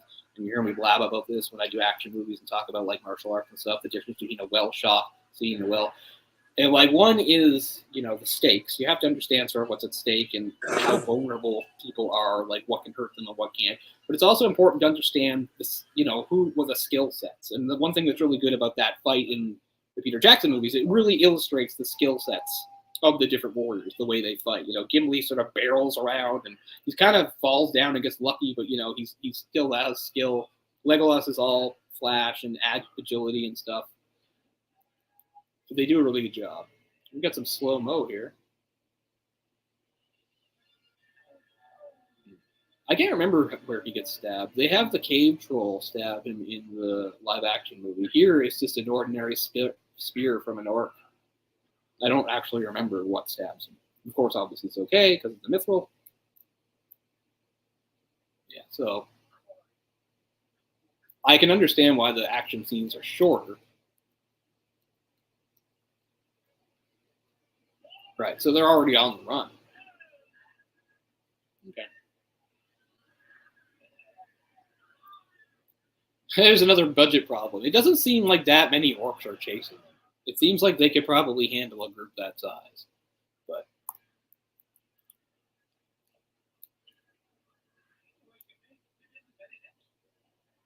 and speaking of stuff that's added, like I do really love that whole scene with the crazy falling stairs. Like that's not even described in the book, but I do like that they added it. Right, it's very cool. Remember that whole thing in the big chamber with the stairs, and the stairs are falling, and it's make the jump. Like I do like that. The orcs seem to have a very diverse look to them. Oh, my mic was cut. Yeah, there seemed like just this little group of orcs chasing them. Yeah. The Balrog's not very big. I don't really mind the look of the Balrog, but it's not big enough. I do, again, speaking of like character designs, I do think they nail the Balrog in the Peter Jackson film. He looks the way they're described. He looks like art of him I've seen before. A really tall, kind of almost looks like a minotaur because he has those horns type thing. This Balrog seems a little more like a lion with wings. Rodan. The bridge of Khazad-dûm. Here we go. Oh yeah, that's the other thing. Look how stupid his staff looks. When I was referencing my friend Sam talking about the movie, like he described that staff as his like pudding staff because it looks like it's made of pudding in certain shots, especially if you look at the top. Gosh, now that's what I'm going to think of. Yeah, I forgot that until just that. I finally got a good shot of it. Like some parts, it does look fairly solid, but others, it does not look solid at all. So that's see, the scale isn't right, is it? The Balrog should be bigger. The bridge should be bigger. The scale seems too small. That's interesting. Glamdring was destroyed. Sword Glamdring. Yeah. Hobbit. Oh, I didn't see that before. Jay says hi. See that? Fly, you fools. Fly, you fools. I mean, they definitely do handle it better in the live action. It's much more dramatic and hanging on. They do, but there's a lot of similarities here. A lot of similarities. And I don't. My biggest problem with this whole scene is scale. They couldn't do the scale right. The group of orcs was too small. The size of the bridge was too small. The size of the Balrog was too small. Which, yeah, this last little scene with animation, they should have been able to do the scale of the beast and I swear Gandalf. that clumsy front kick that Aragorn just did there. I swear, like that frame is used over and over again in like Fire and Ice, where the big barbarian guy like kicks guys out of his way. It's just like this lunging sort of front kick. It's probably not the exact same movement, but who knows? Because he did reuse a lot of stuff with the rotoscoping. Oh, hello, Jay. Hello. Yeah. So here's his covers about the Mithril shirt. So that's weird. I don't think it's this late that they find out about the Mithril, but anyway, whatever. So we'll see what. I don't have any memory of what Lothlorien looks like, so we'll see what it looks like. We're on our way there.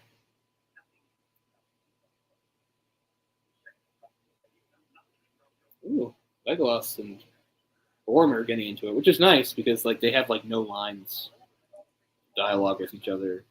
I think in the live action movie at all. I don't think Legolas says a single word to Boromir, and I don't think Boromir says a single word to Legolas. Oh, they just teleport. Okay, we're moving fast here. We're just There's in a few moments Lothlorien like that in this. Yeah, we don't even see them enter the woods. It's just boom, they've teleported there. But again, there was limitations that he had to work with just to get this done. Right, and he also, when the movie was finished, like he had requested 3 months to edit it. And they're like, nope. So like there was almost no edit. There was almost like no editing process. They just sort of used what they had, like regardless. So yeah. So again, limitations were definitely put on him. So there's even if I don't know. Oh, Jesus, Sam.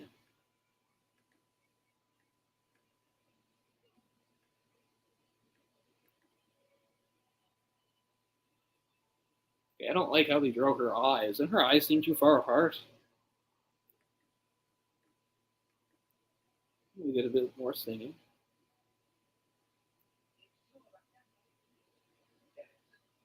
Mithrandir. That's called a Mithrandir. Grey Pilgrim.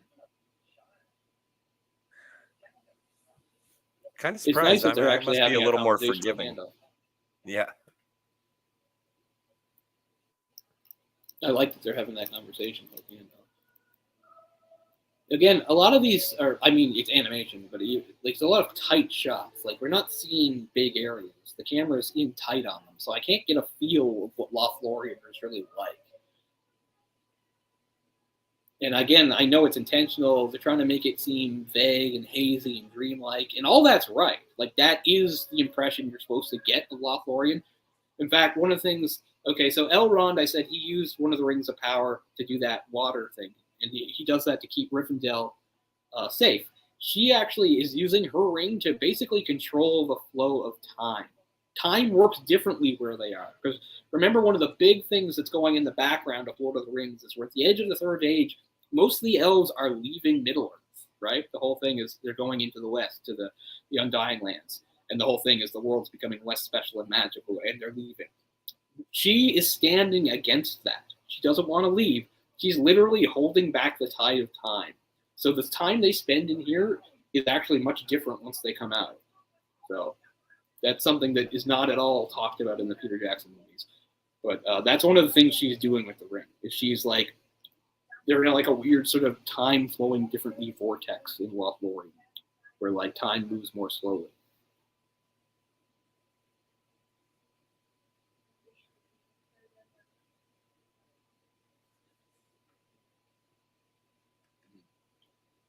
It's a little underwhelming, the pool.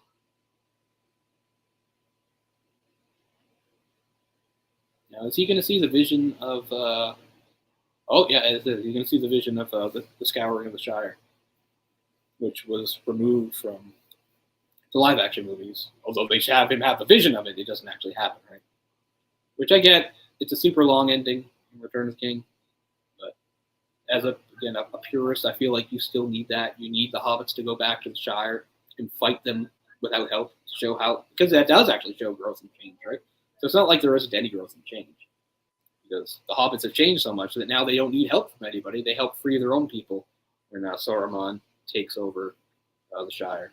If you forgot about that, that does happen. When everything's over and everybody's happy and they come back and his people have been enslaved by Saruman. Saruman doesn't have magic anymore, but he's still a jerk.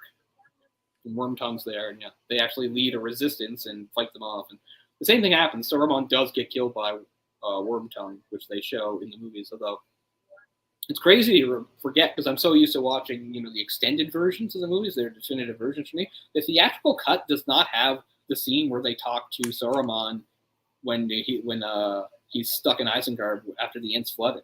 That's not in the theatrical cut. Yeah, that's right. It's just they just have a line about okay, Saruman's not a threat anymore, and then we never see him again. You have to watch the extended cut to see him get killed, and have that whole "Why don't you come up? Why don't you come down?" Which honestly, that was. Dialogue. But again, I'm not a purist on this, but that was one of the few that I did think they should have kept in.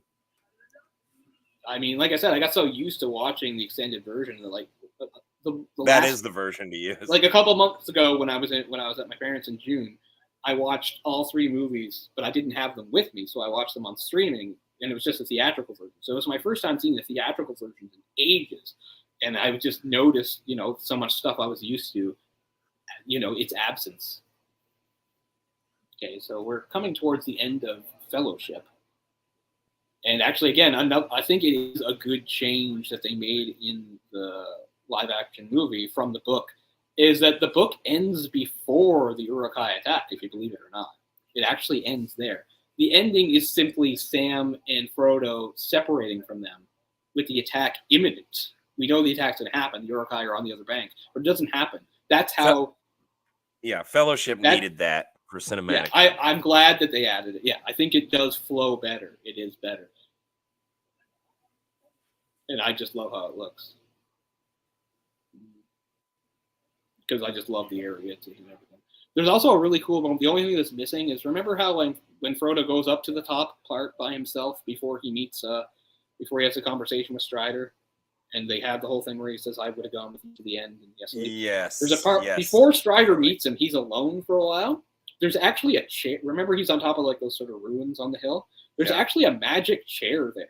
He sits in the magic chair, and sitting in that chair gives you the sight of far seeing, and he can see across mountains and stuff, and he sees all this stuff. I don't mind that they cut it, but it would have been really cool to see. I'm sure they're not going to do it here, but yeah, he literally not sits knowing in the magic that. chair. I don't mind that it's not there, but I think it would have been really cool to see because it reminds you of some of the magic that's sort of lying dormant in Middle Earth.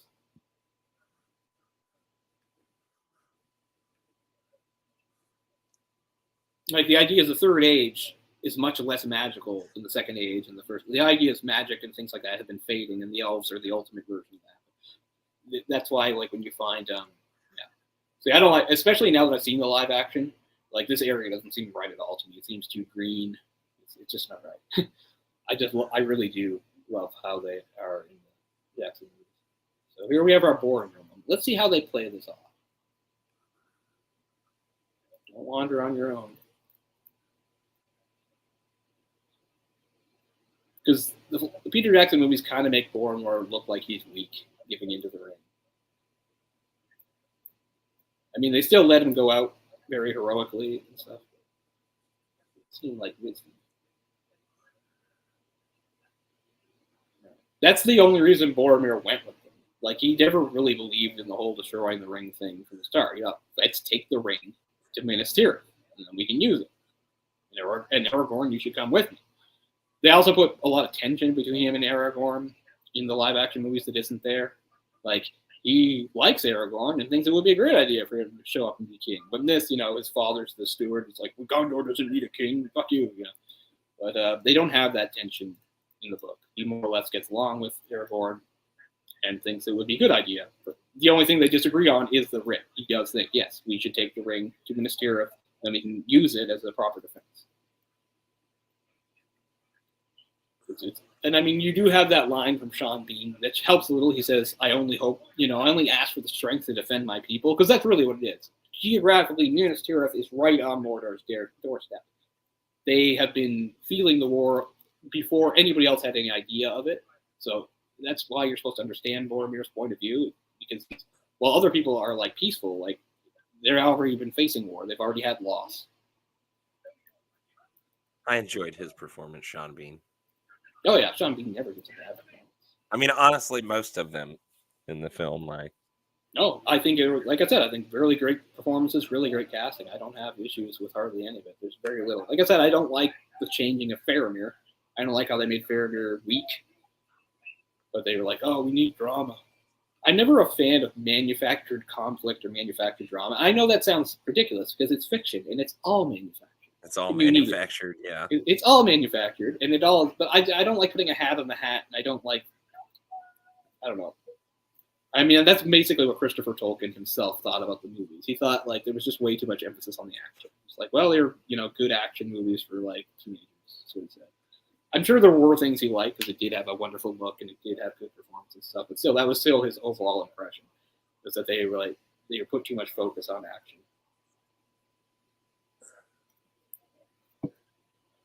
I like the action very much, but I do understand that. This is interesting. Boromir's actually having a conversation with him about how he scared Frodo away. So here it looks like Strider's not going to have a private moment with Frodo. Here he's just admonishing him. And he's ordering him to protect Merry and Pippin. By the way, Merry's my favorite Hobbit in Lord of the Rings. I mean, my favorite Hobbit overall is definitely Bilbo. My favorite Hobbit of the four is Merry. I've always liked Merry and related to him. But the movies have to play down his personality and his parts, which is too bad. Although he still gets his moments in the live action. Because obviously he and Pippin both get their moments to shine. He goes to Rohan and Pippin goes to Minas Tirith. And they both have their heroic moments. I enjoy them as a team on it, Merry and Pip. Yeah, that's the other thing. They always make it seem in the live action that like one is not without the other type thing. Which is, I mean, it's fine. Just like Sam was not Frodo's friend in the Shire. They knew each other and he was his gardener, but they weren't friends that hung out. This is their hanging out. This is their bonding. This is their journey. They didn't have much of a previous relationship. They were friendly with each other, as people in the Shire are, but they weren't friends who like hung out or did things together. He was his gardener, and everybody in the Shire knows everybody kind of thing. But they weren't, I knew he was his gardener, but no, both of these movies, this and the live action, make it seem like they grew up together. They were, and again, they more or less, I suppose, did. It's the Shire. Well, like best of friends, though. Almost. Yeah, exactly. But really, that's the difference. In the books, this is them becoming friends. In fact, Frodo's I won't say put off, but he's just surprised by Sam's devotion to him right from the start because they don't have that previous relationship to work from. Like Sam is so earnest and ready to put it all on the line for Frodo, and it surprises Frodo because they don't have a long history together. Oh, there's Gollum in the water, which they actually didn't show in the other movie. Wow, they just blunder right into them. Let's see what this fight scene looks like. The other thing that's a little bit nicer about the extended version of Fellowship is you actually get to see Merry and Pippin fight a little. They like throw some rocks, which is something that Tolkien goes out of his way to say that hobbits have a natural talent for. They're really good at throwing rocks. They have great accuracy. So it's kind of nice they put that in. Yeah, they can't fight full-size Uruk-hai, but they do pick a few off with rocks while Boromir's fighting them. Here, they're literally actually fighting. Okay, and here comes David and Goliath type of thing. Wait till you see how many arrows hit him. Remember how he gets hit by like 4 or 5 arrows in the live action? Yeah. Wait till you see how many arrows hit him here. Yes, I remember. Yeah, I don't like this area. It doesn't look right. Everything looks dead and flat. I don't like the geography. The orcs don't seem to be like Uruk-hai either. They don't seem dressed for war. They're wearing like togas. Like they're not wearing armor. So there's an arrow. Or a few arrows.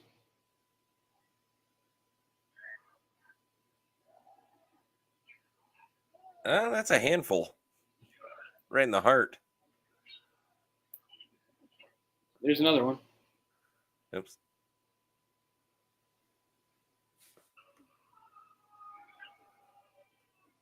I like that. They come back because he screams so loud. It's truly that's enough. Now we can fight him.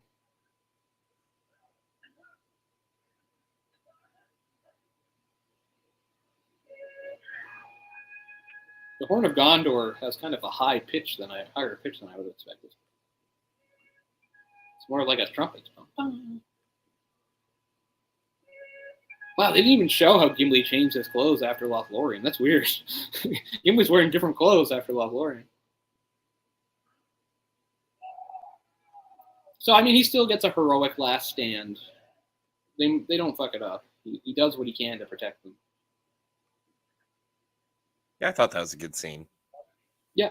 I don't like the area, but they still get them action across properly in Boromir's heroics. And there he is, apologizing with trying to take the ring. Aragorn. Let's see what he says to him. How similar it is. It should be just like in the book. No, he's still telling him you should go to Guns. But he doesn't mean use the ring. Now he just means save my people. Like, he finally understands about the ring. Like, he's not saying, oh, it's time to use the ring now. He's just saying, please protect my people in this tier.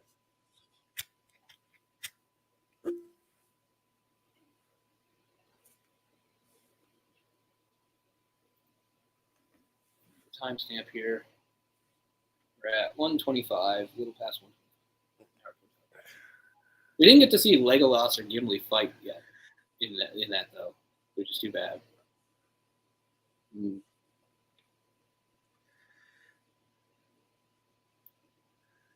So it's a very Viking funeral. Funeral for a Viking, the burning ship.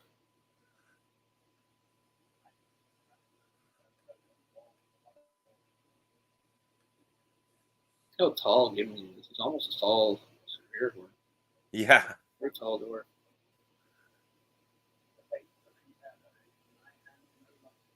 Yeah. I mean, this moment just doesn't have the gravitas it does in the Jackson movie, where you feel them really bonding. It's just like the fellowship. They got to move it along. Yeah, because they're like, fellowship is over. It's like, no, we got to hold to each other. We can still save those guys. He does have the line, the fate of the ring is in my hands no longer. But yeah, they have to move it. Yeah, again, they have to rush it. They don't have time to really get into them bonding or talking about it. Because, I mean, I think that's, again, where you really start to buy it.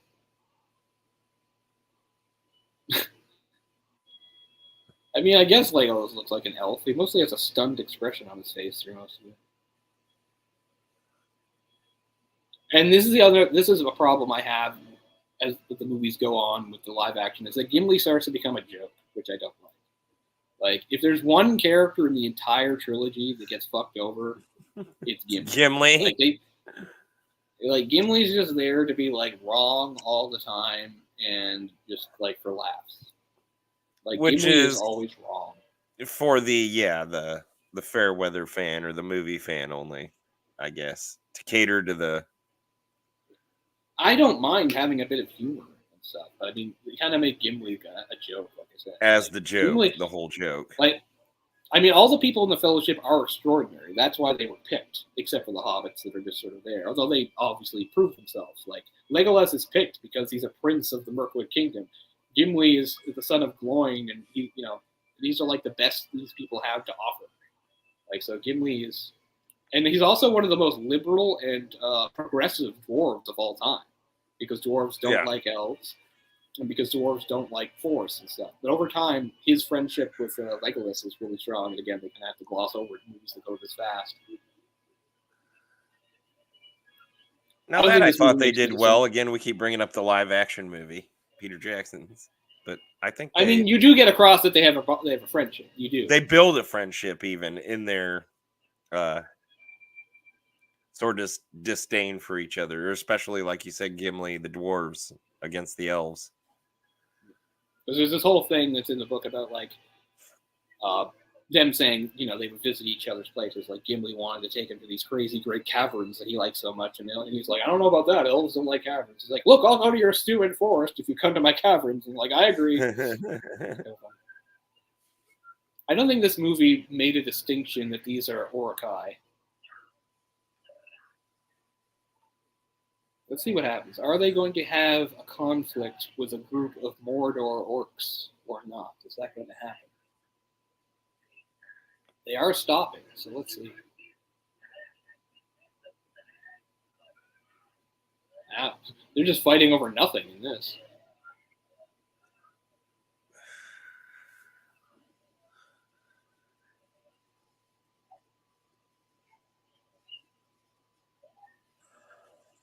Yeah, Mary's supposed to get kind of like a gash of the orcs, like heal him with some sort of weird medicine that burns him.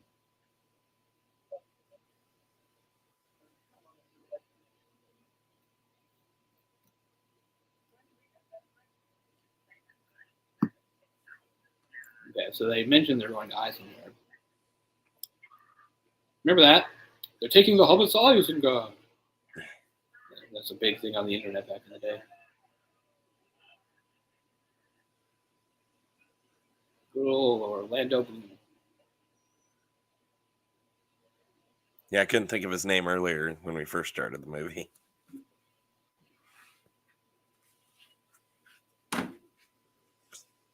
Who'd have thought Anthony Daniels and Orlando Bloom played the same character?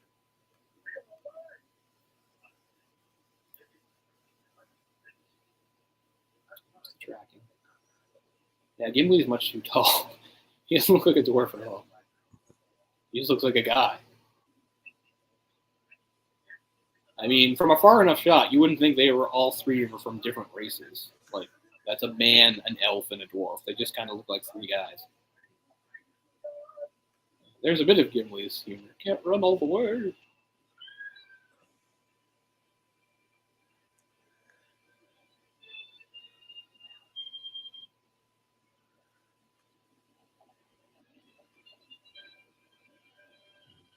Okay. Oh, Riders are Rohan. Okay. I keep getting surprised by how abruptly things happen in this movie.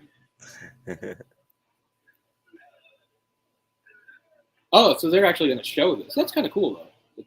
Because in the book and also the other, it's only shown in flashback. This, they're actually going to show it as it happens, which is kind of cool. Why not? Riders of Rohan overtaking the Urukai.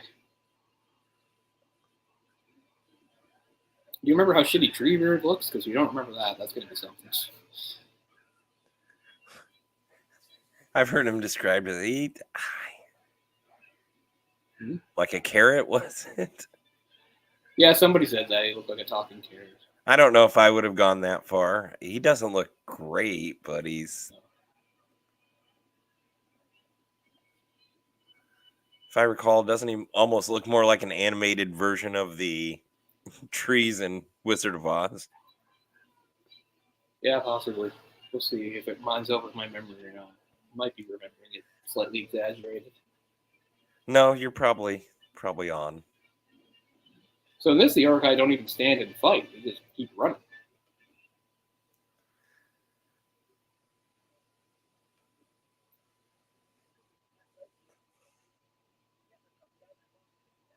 Again. Good thing you gave me that rope so we could make that descent that we didn't show. Oh, Jesus, everything I look at Sam hurts me.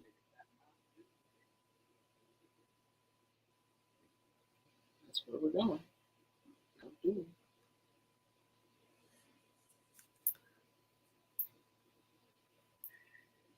Now we're officially into the two towers.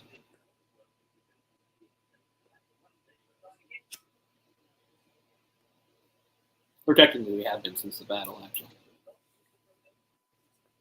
No, but if again we're comparing to the films. Yeah. Like I said, I do like some of those narrative choices they made for Jackson films. I do like them moving those things. Although I have to say, when I saw the two towers in theater, like I felt really ripped off that they didn't go to Shelob.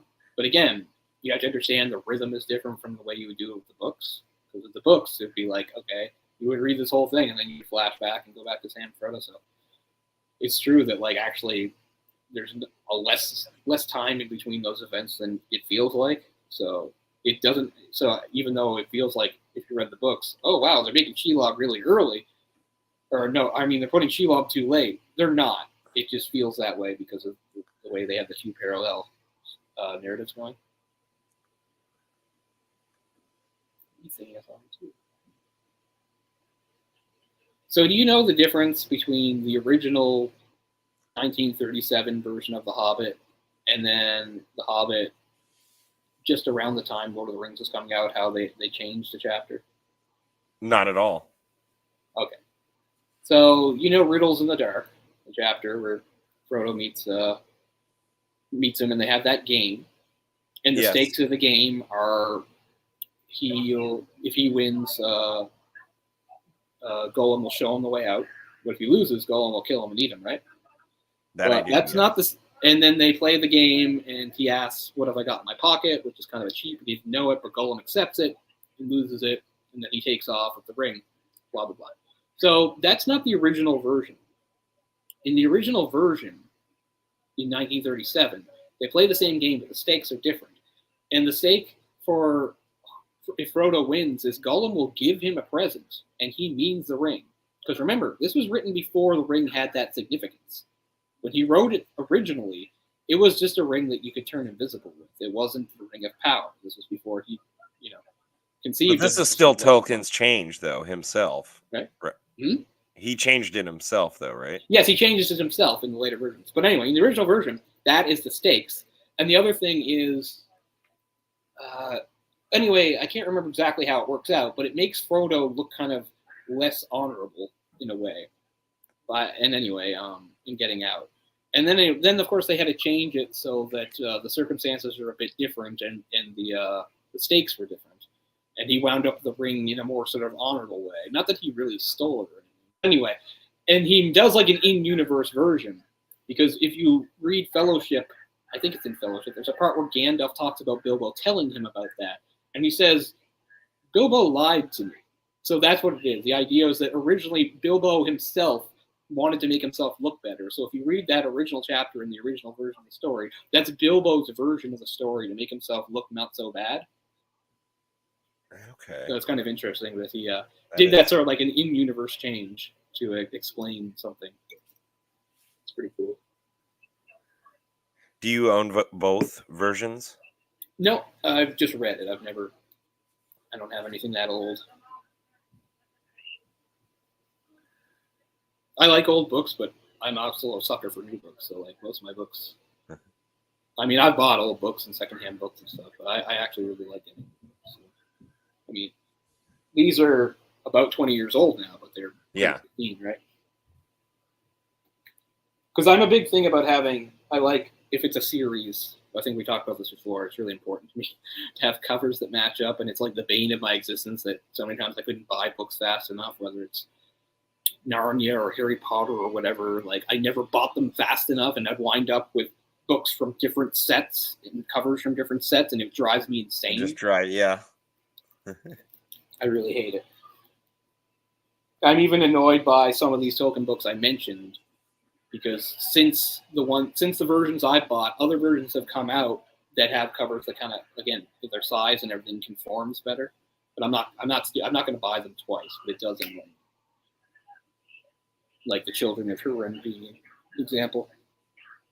It came out in 2007, so I bought it around 2007, 2008. And of course, now there's a Children of Hurin whose size and format fits better with like the Fall of Gondolin and stuff like that. So stuff like that's going to annoy me. So what we got here? We had our scene with Gollum. The first time we finally saw Gollum fully. Okay, so now we're getting a. Okay, so they are okay, right? They are making the distinction between the Uruk-hai and the Mordor orcs. They did with some lines of dialogue there.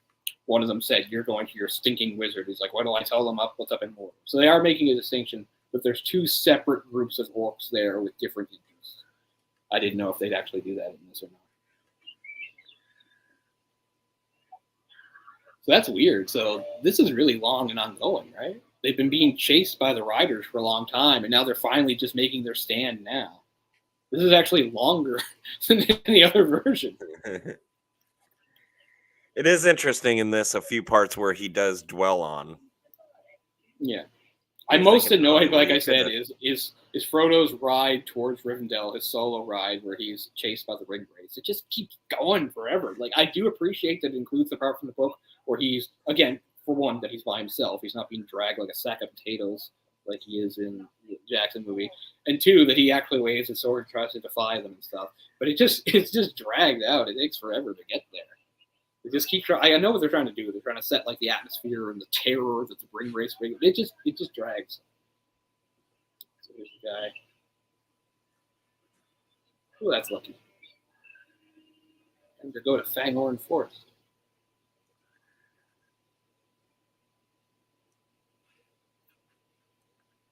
And speaking of like narrative choices and things you do in fiction, I've seen people that don't again understand Tolkien or these stories, like even like make a complaint about like Gandalf coming back. They think like it would have been better if Gandalf stayed dead. It's like you don't understand what Gandalf is. He's not a human wizard. He's a Maya, and they sent him back. Like he literally even says that in the live action version. I was sent back. Like that's true. He was sent back to continue his mission. So it's not like it's a cop out, like he got killed and they brought him back like Methuselah or Jesus or whatever. He's a Maya.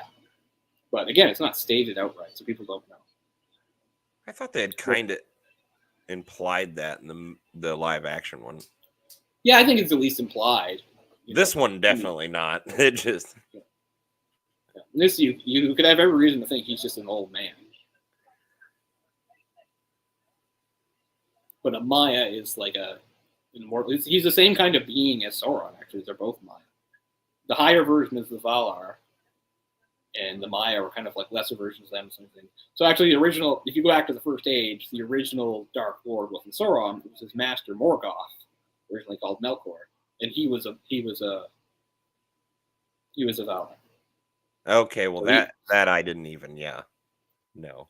But I mean, talk about the difference between a Valar and a Maya. It's just there's not much difference. Valar are more powerful by a bit. This sort of thing.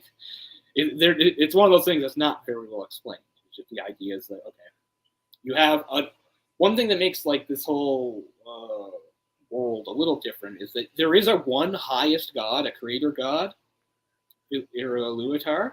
But the difference is if you read like similar whatever like that, like he does the thing, he creates the world, but then he's basically hands off. Is the difference. Then there's a pantheon of lesser gods, 10 or 11 of them, and they're the ones that do all the stuff. And originally, Melkor was part of that. And of course, it's kind of like a Satan fallen angel thing, right? He wanted to go against them and cause all this trouble. We don't have time to get into it. Yeah, I do see the carrot resemblance. I do. It's not terrible. But it is weird. You would think if you were making an Ent, I'm not saying you have to necessarily follow the design that's in the live action, but I would think long legs would definitely just be a requirement. The fact that he's got like weird stubby legs is just bizarre to me. I guess because they're trying to play up his resemblance to a tree a bit more. That it's a tree, yeah. Yeah, but like and he didn't have anything else. Maybe some, illustrations. Yeah. I just have to say I'm not pleased with that. I don't like the design with this, and maybe I am biased. I can't unsee the way he looks in the other movies. I'm just saying to me an Ent should have long legs for sure. This isn't very dramatic either. He just sort of walks up to them.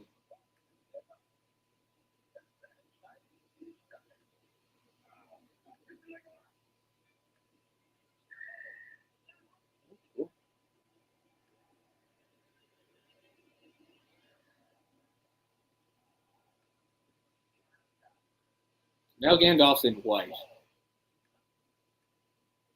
This is, again, a little confusing because they don't seem to use the term Saruman the White, and plus Saruman was wearing red, which is really weird. The idea here is Gandalf in coming back is now he's the White because he replaces the White. Yeah, he's the White. I'm Saruman as I should have been because Saruman was supposed to be the head of those guys. There were 5 of them. Radagast is one, and then there's the 2 unnamed blue wizards that vanished at least.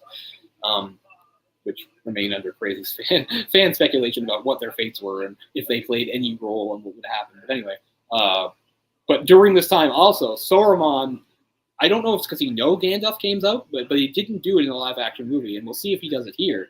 Saruman, either he knows Gandalf came back or he just decides on his own that he's not the White anymore, and he becomes Saruman the multicolored, and he has all these colors. So we'll see how they present him here. Okay, so they really gloss over his fight with the Balrog there.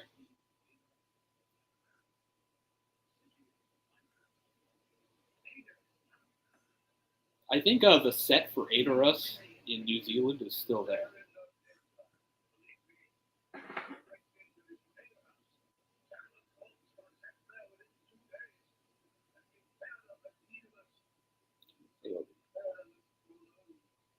Theoden in black. That's it. Speaking of color schemes.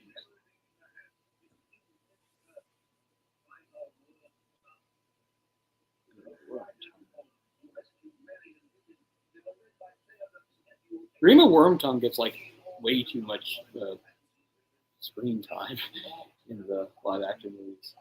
I was surprised how much time they spent with him. Like he is important. He's corrupting, helping control Theoden. Still, he has a lot of screen time and dialogue and stuff.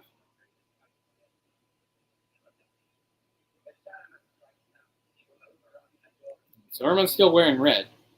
He's still Saruman the White who wears red. Yeah, it's around the same time that Gandalf comes back as the White. I don't know if it's because he knew he came back or if just because he felt he was evolving himself. In the books, he declares himself Saruman, like the many colors. His robes are all multicolored, like Joseph in his amazing Technicolor Dreamcoat.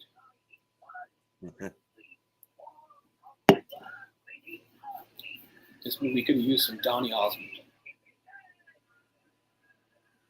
Worked with him once. Can't Oh, say really? I'm a huge fan of his work, but he was it's kind nice of guy to work embarrassing. with. You won't expect it. I'm actually a big Donny Osmond fan.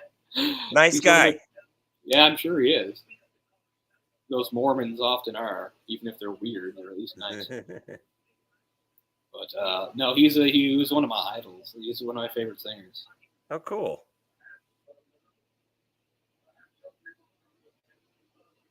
So yeah, I'm glad he's a nice guy. That's pretty cool. I mean, people always seem nice on TV, but doesn't necessarily mean they are. You know.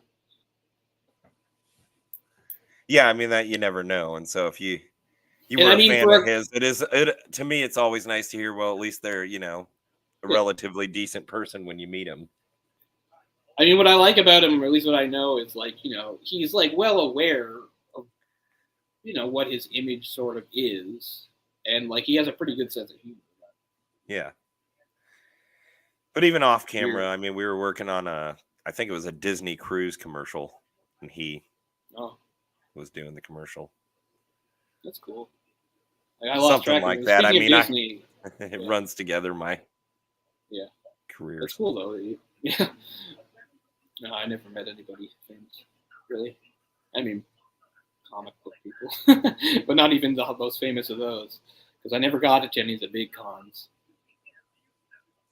I actually just went to a free. It wasn't a Comic Con, but I just did on the weekend. There was a comic arts festival. No, that's cool. It did have some people, but I didn't go for that. So I just went to the park to buy comics. They had all sorts of stuff I wanted to get, but couldn't break the bank or anything. But at least I got a couple issues, which was fun. Very cool. Yeah, I haven't been to real con. I mean, like the most famous person that would have been there would have been like you wouldn't know anyone. He's from here originally, which is why. And Kate Beaton, who's from my original Cape Breton, she's become quite the darling of the comics world. She did a graphic novel a couple years ago called Ducks, and it's about kind of the experience many people of my generation and my background went through that I didn't, in that I am from Cape Breton, which is part of Nova Scotia, and quite small. And for most of our history, a big part of our history is not having opportunities here or jobs and going out west to seek fortune.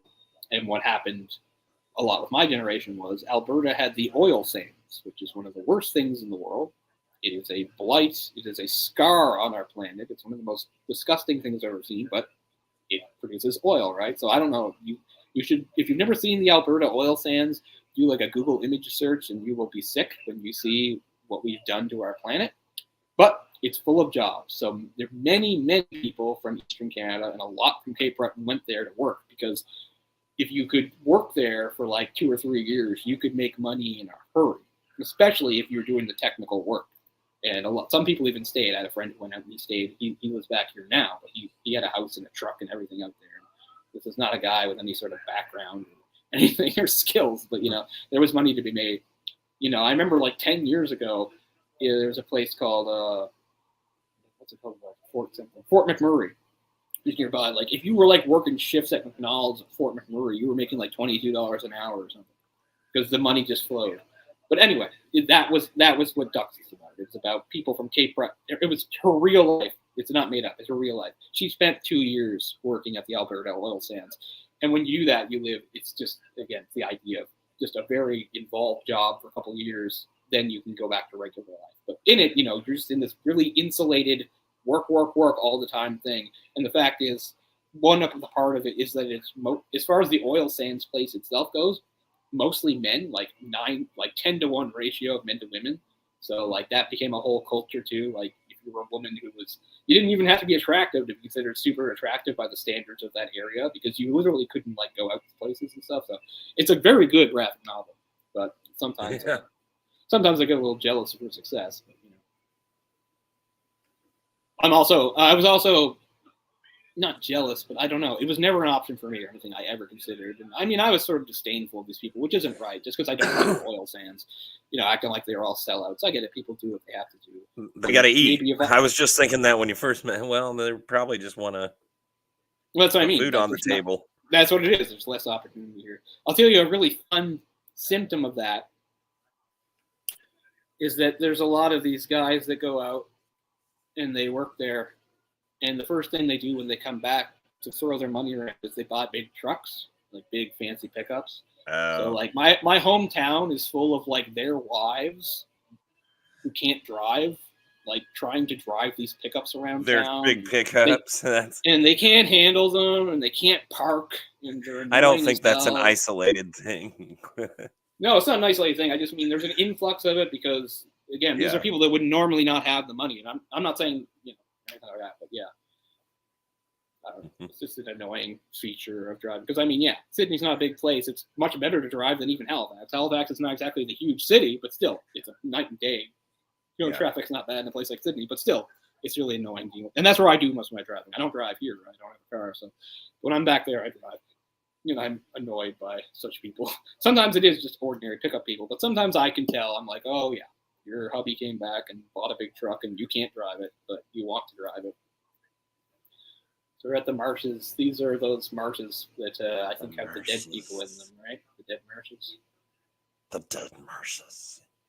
You do it pretty good. Well, thank you. Gets even better when I really can get into it. Like if I'm swimming trunks, shirt off, flopping the flip flop on a rock. I will demand you do that. I demand you shoot a video of that. It's nice and cool. What are they looking at? Oh, yeah, the Nazgul, of course, are now on their fell beasts. I think that's what they're called. They're fell beasts.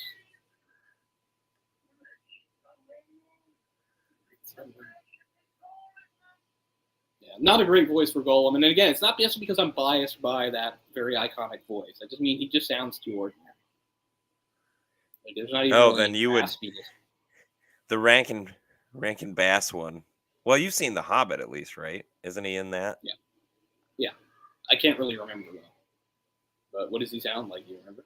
Brother Theodore. Do you know who that is? Sounds familiar. I don't know. It's just more.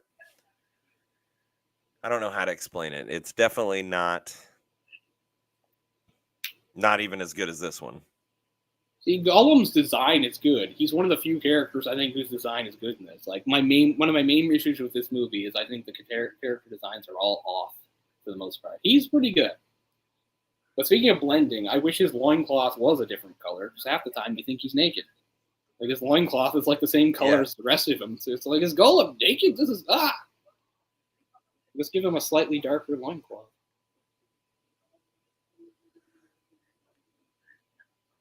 It's kind of... Now, there's another thing with the live action. We've been talking about the live action movie throughout this whole thing, comparing it. But yeah, like you can tell, as much as you're describing how the characters are so different, there again is a point that he took, I think, a lot of these looks from this the cartoon the animation we're watching this movie. That Peter Jackson took the looks of his design. I think so for sure. Even some of the angles of shots and stuff. Yeah. I mean, it is a very good visual guide, at least for the beats of the movie. At the very least, like the main sort of story beats and some of that stuff. So he's a Baggins. So here he is talking to himself, which again they kind of play off kind of too much. Like I remember people laughing at this in the theater. I was like, he's having like a horrible internal struggle, but you all think he's crazy. It's funny. I don't know. I guess there's nothing wrong with finding it very funny. Probably because most of them couldn't relate to something like that. It's so horrible.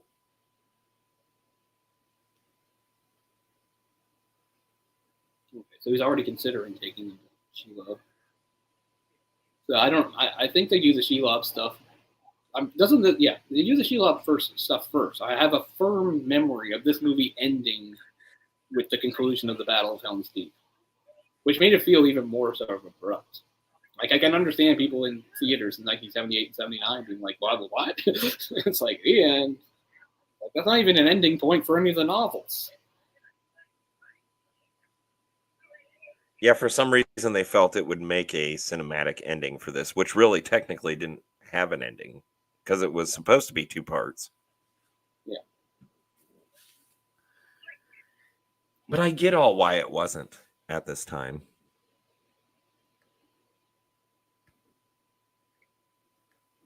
I get most of the stuff. It's like the movie, I was going to say, like, it went through several scripts. The original script was by somebody named John Boorman, who still wound up getting a lot of money for it, even though they didn't use it at all. Actually, was very dismissive of the script, so the guy didn't get it at all. Boorman also had written the script not for an animated movie. At the time, it was going to be a planned live-action movie. So Boorman didn't like the idea of an animated movie anyway, so it's just as well that they can work together. But 2 different people worked on the actual script that they used. I don't know much about Chris Conkling, but Peter S. Beagle was a fairly well-known fantasy author. Most notably, he had written the fantasy novel The Last Unicorn, which would get its own animated adaptation a few years later. I'm sure we've talked about various 80s fantasy animation. Is that one you remember? The Last Unicorn? I think that's 82 or so. Yes. I mean, very vaguely. It doesn't hold up too well. It's one that's very well remembered by people about your age. But it's fine. Like, there's things I like about it, but there's also things I find really tacky. So. It might be one we do sometime in the future. Who knows? Yeah. But anyway. Idol, I definitely remember. Beagle was the author of that. So even the orcs are getting a song. It's animation. Gotta have a song. Yeah, it wasn't necessarily the rule at the time, but yeah, I get it. Let's see, time check. You're coming close to 2 hours. Believe it or not, it seems weird where we are in the story to say that we're near the end of the movie. We're near the end of the movie, but I mean, again, if you're familiar with the books or the live-action movies, you're like, how is that possible? Because they're about to attack Helm's Deep. How's that near the end? Because they are. And I will say, as much as I think Two Towers is the most flawed of the movies. I'm not a fan of a lot of the changes they made in it. The Helm's Deep battle is probably the best movie battle like that I've ever seen. As far as, like, you know what I mean? Like, people attacking a castle in that level of technology, swords and spears and stuff like that. That's in a lot of movies. Some fantasy, some historical. I don't think anything measures up to Helm's Deep in the Two Towers. Maybe they go a little overboard, like with Legolas, like surfing down the elephant. Down the stairs. It's not an elephant. When he's surfing down the stairs on the shield, shooting guys. And maybe that's a little bit much, but most of it is really good because, again, it gives you a good sense of the geography. You see multiple long shots. You know what Helm's Deep is like, one long wall, a high part thing. So even when you have close-up shots, you understand where people are in the battle and things like that. Like, that sounds like common sense, but so many movies don't do that kind of stuff, right? The sense of geography is all off. You don't know where anything is or anybody is in relation to each other, whether it's a big, large-scale battle with hundreds of people, or it's even just like a combat scene between a few people in a room. It's amazing, like, how editing and shooting can just totally fuck that kind of stuff up. Which is sad, because a lot of times all you need is just that one huge wide shot, just to establish. Yeah, just an establishing shot, and then you can, and they still don't do it. So another thing I don't like, although there is one thing I don't like, and most people say it still works, is I don't like that the elves show up for Helm's Deep. That's not what happens. It's not happening here. It didn't happen in the books. But they made a big deal of having a bunch of elves, including ones from Lothlorien, show up. In fact, that guy dies. Like, what's her name's husband dies. Yes. But that does not happen in the books. Like, I mean, I get why people think it's cool. It's like, maybe it makes it more realistic that they win the battle because they got some help. And, it's nice to see that the elves actually are honoring a very old commitment or whatever like that. I was like, yeah, I guess. I don't know. You don't need it. So as much as I like it, I actually prefer the elves not be involved. That's not actually how it happened. And again, he is kind of a major character, but I guess since in the movies he's not. They're just like, it doesn't matter if we kill Galadriel's husband. That has no, repercussions for anything. Even though technically he should be in Lothlorien with her.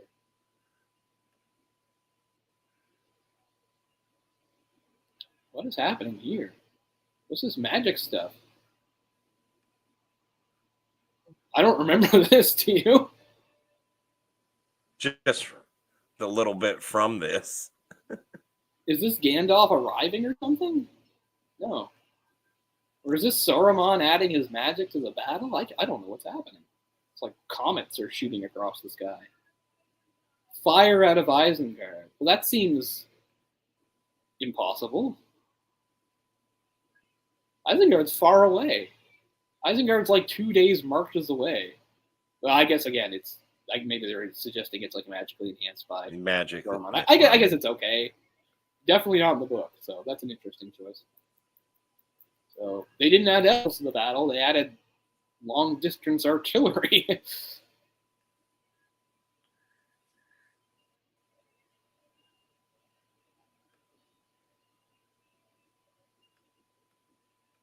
Yeah, it's really interesting. Yeah, they didn't have the budget for armor, so it seems really weird that like all these orcs are just running around in robes. It seems like one of the least orc-like things you could wear, like a robe. And yet, that's what we see.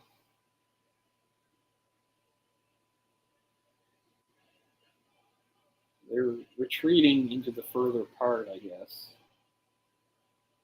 I didn't even notice Theoden. I must have blabbed through the whole thing where they like free Theoden from Saruman's control and everything. I must not have been looking or paying attention at all at that time. Because I didn't see it. Just on the side, don't you love how some of it doesn't even look like it's animated over with the rotoscope?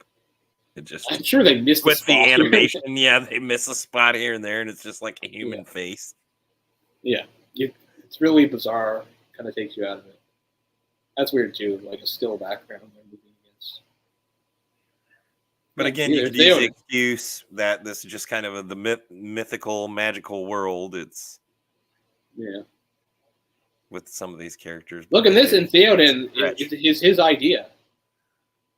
It's reversed in the Jackson thing, where Strider's trying to get his spirits up and says, "Come on, ride out with me one last time." It's the opposite here. Look, Strider's down at the dumps, and Theoden's like, "I'm going out. You're coming with me." So is this closer to the book?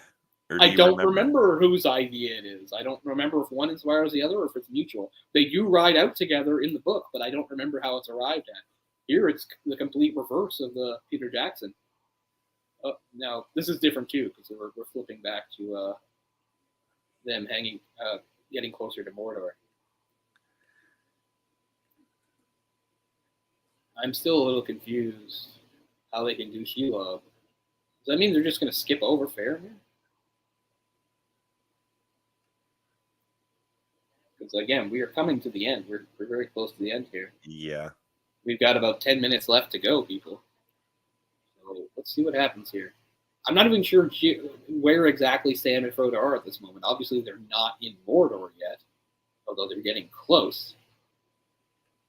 Now, they're supposed to get caught by Faramir and his scouts pretty soon. What the hell are you doing, Sam? Oh, this one.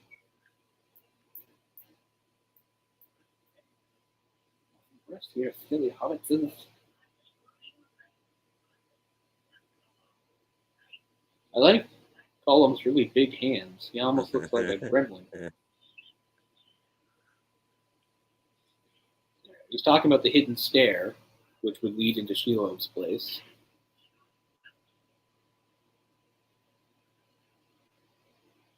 So I can only assume we're going to have like another jump, or suddenly we're just there. Because there's not much left to go. Yeah. Which is, again, it's too bad, because, I mean, at least in the live action, they really show it's a long way up, and it's very tiring and dangerous. Here, it seems like they're just going to jump, let's see, straight stair, winding stair. I also missed the gift-giving scene. Like, he's supposed to have that Star of Elendil with him, but I missed him getting it. In fact, I don't know if there is a gift-giving scene, because I remember the first time we see them on their own, he just does like a throwback line. He's like, it's a good thing they gave you that elven rope. So. All right, dawn has come. Time for a final ride and for Gandalf to show up. Technically with, what's his name? Judge Dredd.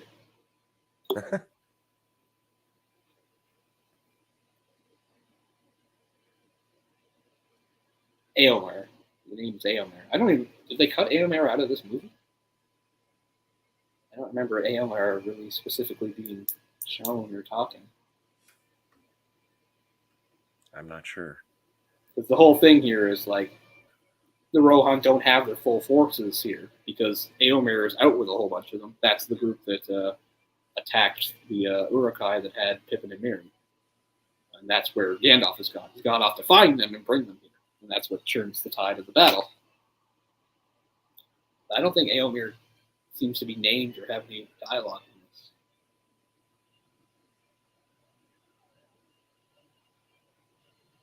Okay, now I am a little bit confused as to what's happening. What are they running at?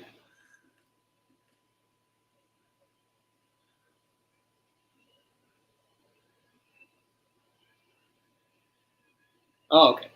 They showed them running first, so they're all running back just from that. That doesn't make sense. I can't tell if they're running at it or running towards it. They're actually running away. This seems to suggest they didn't even need Gandalf. They just did this final charge, and all the forces are leaving. It's weird.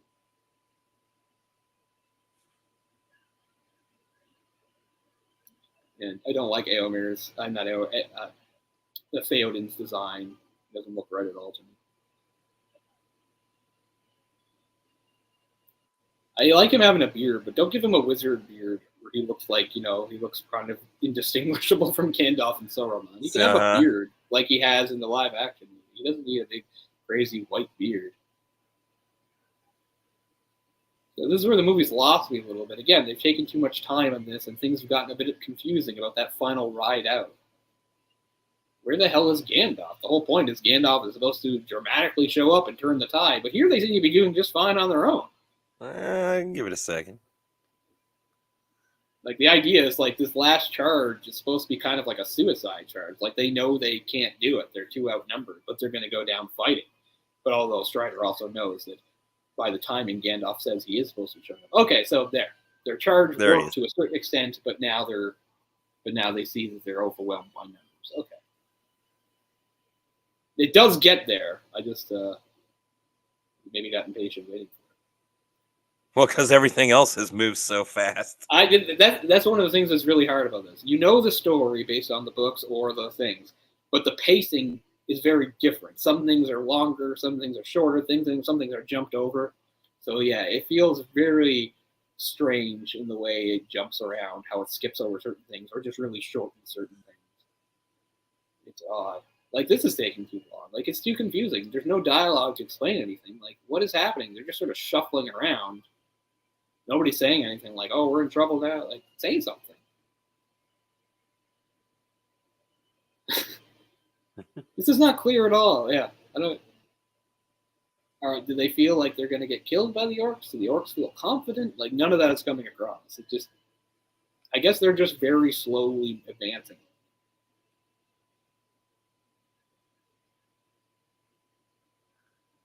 I guess Strider's trying to find Gandalf. Okay, they're starting. Finally.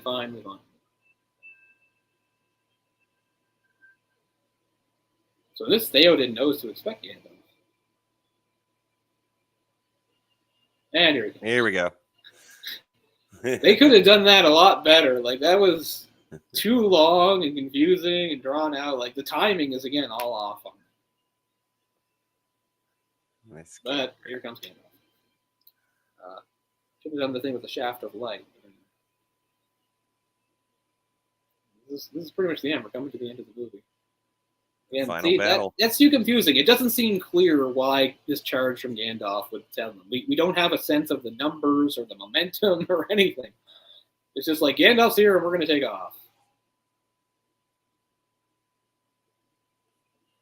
That was a good bloody shot.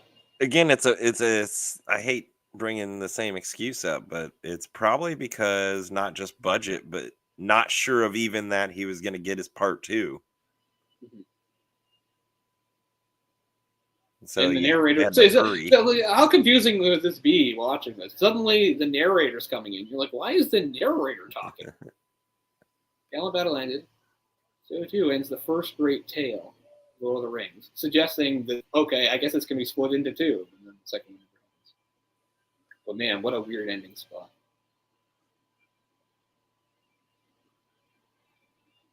Now, where are they riding?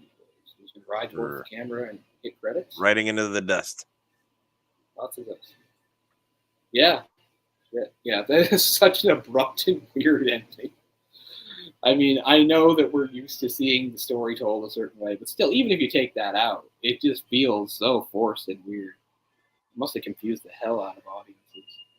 So, yeah, I mean, I like talking about movies that I don't necessarily like, but I still think do good things. It does do a lot of good things. I respect the effort. I respect what they managed to achieve under not the greatest of circumstances.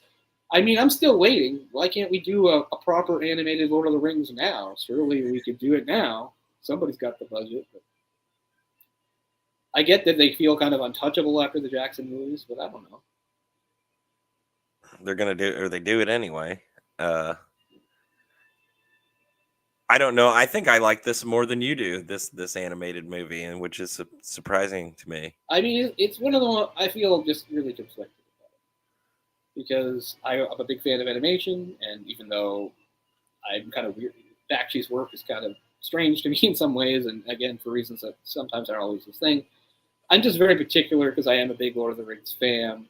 You know, I had very hard opinions about this before any live-action movies existed. So even the live-action movies, as great as they are, I still have issues with them.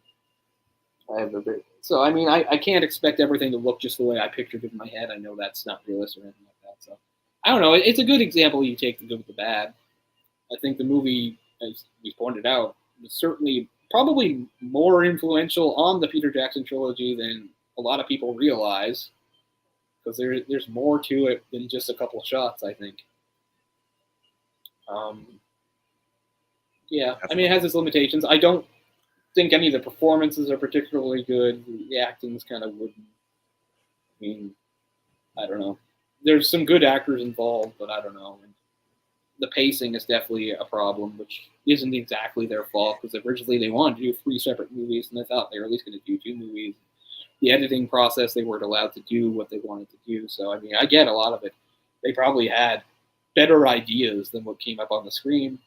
Oh, most definitely. But even I do agree that there are moments in this animated movie that pacing, they could have traded stretching out one scene for a shorter. I'm really surprised. Yeah, I'm surprised what they chose to lengthen and what they chose to shorten or condense or skip over. I found it very confusing and makes the watch hard. You get a little confused about what's happening, and this is as an audience who knows the story. Like I know what's going to happen next, more or less. And yeah, I am surprised by some of those choices. There, you do see the earnestness of Bakshi's effort to try to really transpose Tolkien's work and not like fiddle with it too much. I really hate the character designs. I don't like how almost anybody looks. I mean, I guess, like Gandalf looks good enough because he's more or less sort of a generic wizard look, fair enough. And I guess you could say the same about Sauron. Except and I for know his red robes. And it's hard to articulate how orcs exactly should look. Sometimes some of them look right and some of them don't look right at all. There's a lot of variety to the way the orcs look, which isn't the worst thing. I'm not saying they should all look exactly the same. I do like Gollum's character design. The Hobbits as a whole aren't bad. I just wish they could fix their faces. They look so homely. Especially Sam. But yeah, I don't. But I mean, you just get to the Fellowship themselves. Like Aragorn, hate it. Boromir, hate it. Legolas, hate it. Like I cannot stand those character designs at all. The dwarves are way too tall. Like, why are dwarves so tall? That was bothersome on this watching. I really noticed that once you pointed it out, sadly. But there are some shots, and there's too many shots where, they're doing that thing either to save time or money, is, the background just turns into, a weird mess of stuff that's, doesn't let you know. Because when there's real backgrounds, the real backgrounds are good. And again, I think that's... Some of the animation is beautiful, and some of it's I think that's Mike shitty. Ploog, because I'm familiar with Ploog's work. If you look it up, he did do some good fantasy work in that decade, and I think you can see that.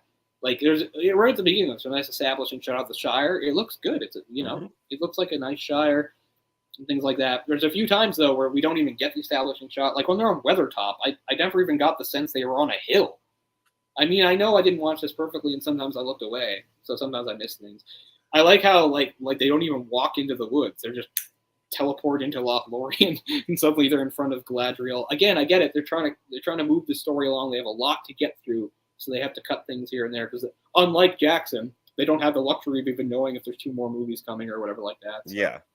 Like I said, I feel a bit of guilt for some of the things I criticized because I realized some of them was not their intent. They wanted to do it differently, and this is what they're forced to do, blah, blah, blah. But I can't forgive the character designs. I can't forgive the not very good acting. I can't forgive the forgettable music, which is just, forgettable. Especially, again, I won't want to give the impression that I think that this is the most perfect thing ever, although I am a huge fan of it. But one of the things I do think is perfect is Howard Shore's score is one of the best soundtracks of any movie ever. I stand by that completely. That is greatest of all time soundtrack, way up there for sure. So, of course, you compare this to that, it's not myself, but I just mean this is just a forgettable soundtrack. I know I didn't hear it too much this time, but I remember it pretty well in that it's not memorable. Because, I had my headphones on, couldn't hear the music as well as I wanted. I was also surprised by the places where they chose to not use music, because sometimes when you do that, you understand why. But there's a few times where there's no music and the scene just feels kind of empty for a few seconds. So, I don't know. Maybe that's editing too. Maybe originally the music was there and something got removed. But I remember there's a few awkward moments where I was like, why did they choose to have no music for this moment? You want music? Like go watch The Return of the King. Rankin Bass. No, yeah. Don't. Also, speaking of music, like Bakshi being the weirdo that he is, Bakshi originally wanted Led Zeppelin on the soundtrack. So, he wanted that sort of new approach to it. And I get it. Yeah, Led Zeppelin sometimes talked about fantasy. They even mentioned Mordor in one of their songs. But which is wild still, but it wouldn't fit. No, I've never. This is a completely different tangent, but you know how you watch a movie like Opera by Dario Argento? I never liked that fad of heavy metal music in horror movies in the 80s. No? You think, oh yeah, they go together, but they don't to me. I would just rather have an orchestral soundtrack probably for most classic kind of horror movies. I'm not really a big fan. they even do it like, take like a movie like Scream, it'll throw some rock songs in there, but like when it's doing like the moments, it reverts mostly to Yes. soundtrack like strings or horns or whatever like that. But I felt like there's quite a few of those movies. Like I think Demons is another one. A lot of those Italian movies that I do like, I felt like they really missed with this idea of it's going to be heavy metal. Now there are exceptions. I do like, for instance, the Italian band Goblin's work in some of those Argento movies, like Oh yes. Well, the obvious one. Dawn of the Dead, even though I mean that's Romero, but it was also Argento. Yeah, I recently watched that again for the first time in a long time too, because Ryan and I got to see it at a special 3D release in theater That's a couple what we were months talking ago, about. which was That, cool. yeah. Oh, we were? Okay. No, the movie I was thinking of was 1977. That's one of my favorite movies. I can't think of it. One of Argento's arguably most famous movie. Off camera, folks. We had talked about Yeah. that, I think, a month or so ago together. But you know the one I mean, the ballet school. Yeah, Suspiria. Like Suspiria, I do actually like that kind of like. But again, it's not really heavy metal music. It's closer more to like kind of like a prog rock thing. Yeah. So I do think you can have like a rock band provide music for a horror movie. I think you can, but I think a lot of the time, a lot of that 80s stuff didn't work. Just because they had like lyrics that might have talked about, I don't know, death or whatever. You needed always lined up with a scary atmosphere for a movie. I don't know. It's not the worst thing in the world. But anyway, that's a different tangent.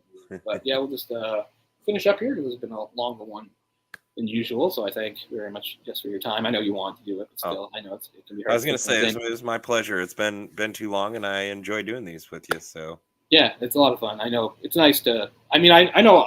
People even like Jay, who's like my partner in this kind of stuff. Jay certainly likes animation. It's not like I couldn't talk to Jay about animation, but it's nice to have other people too to talk to about my love of animation and its history and stuff. So I'm glad we get to do this. And on it, I will say, we're gonna wrap up here. So I'll do our big teaser.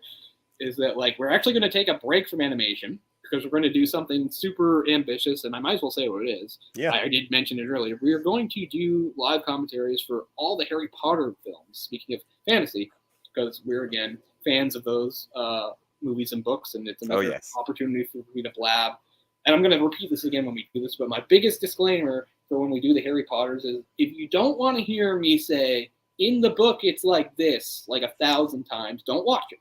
Because I'm going to, a lot of it is going to be the changes they made between the book and the movie and how I feel about it. That's just a big part of it. So if you think that sounds tiresome and repetitive or whatever, you don't have to watch. But yeah, so that'll be ambitious and it will be hard. They are longer movies and hard to fit in. So we'll do our best. So it might be hard to give people a heads up of when they're coming, unfortunately.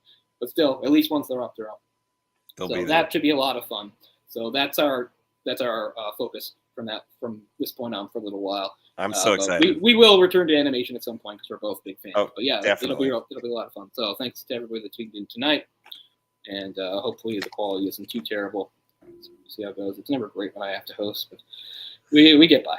So anyway, thanks a lot, everybody, and we'll see you all next time. So have a good night, everybody. See ya. Night.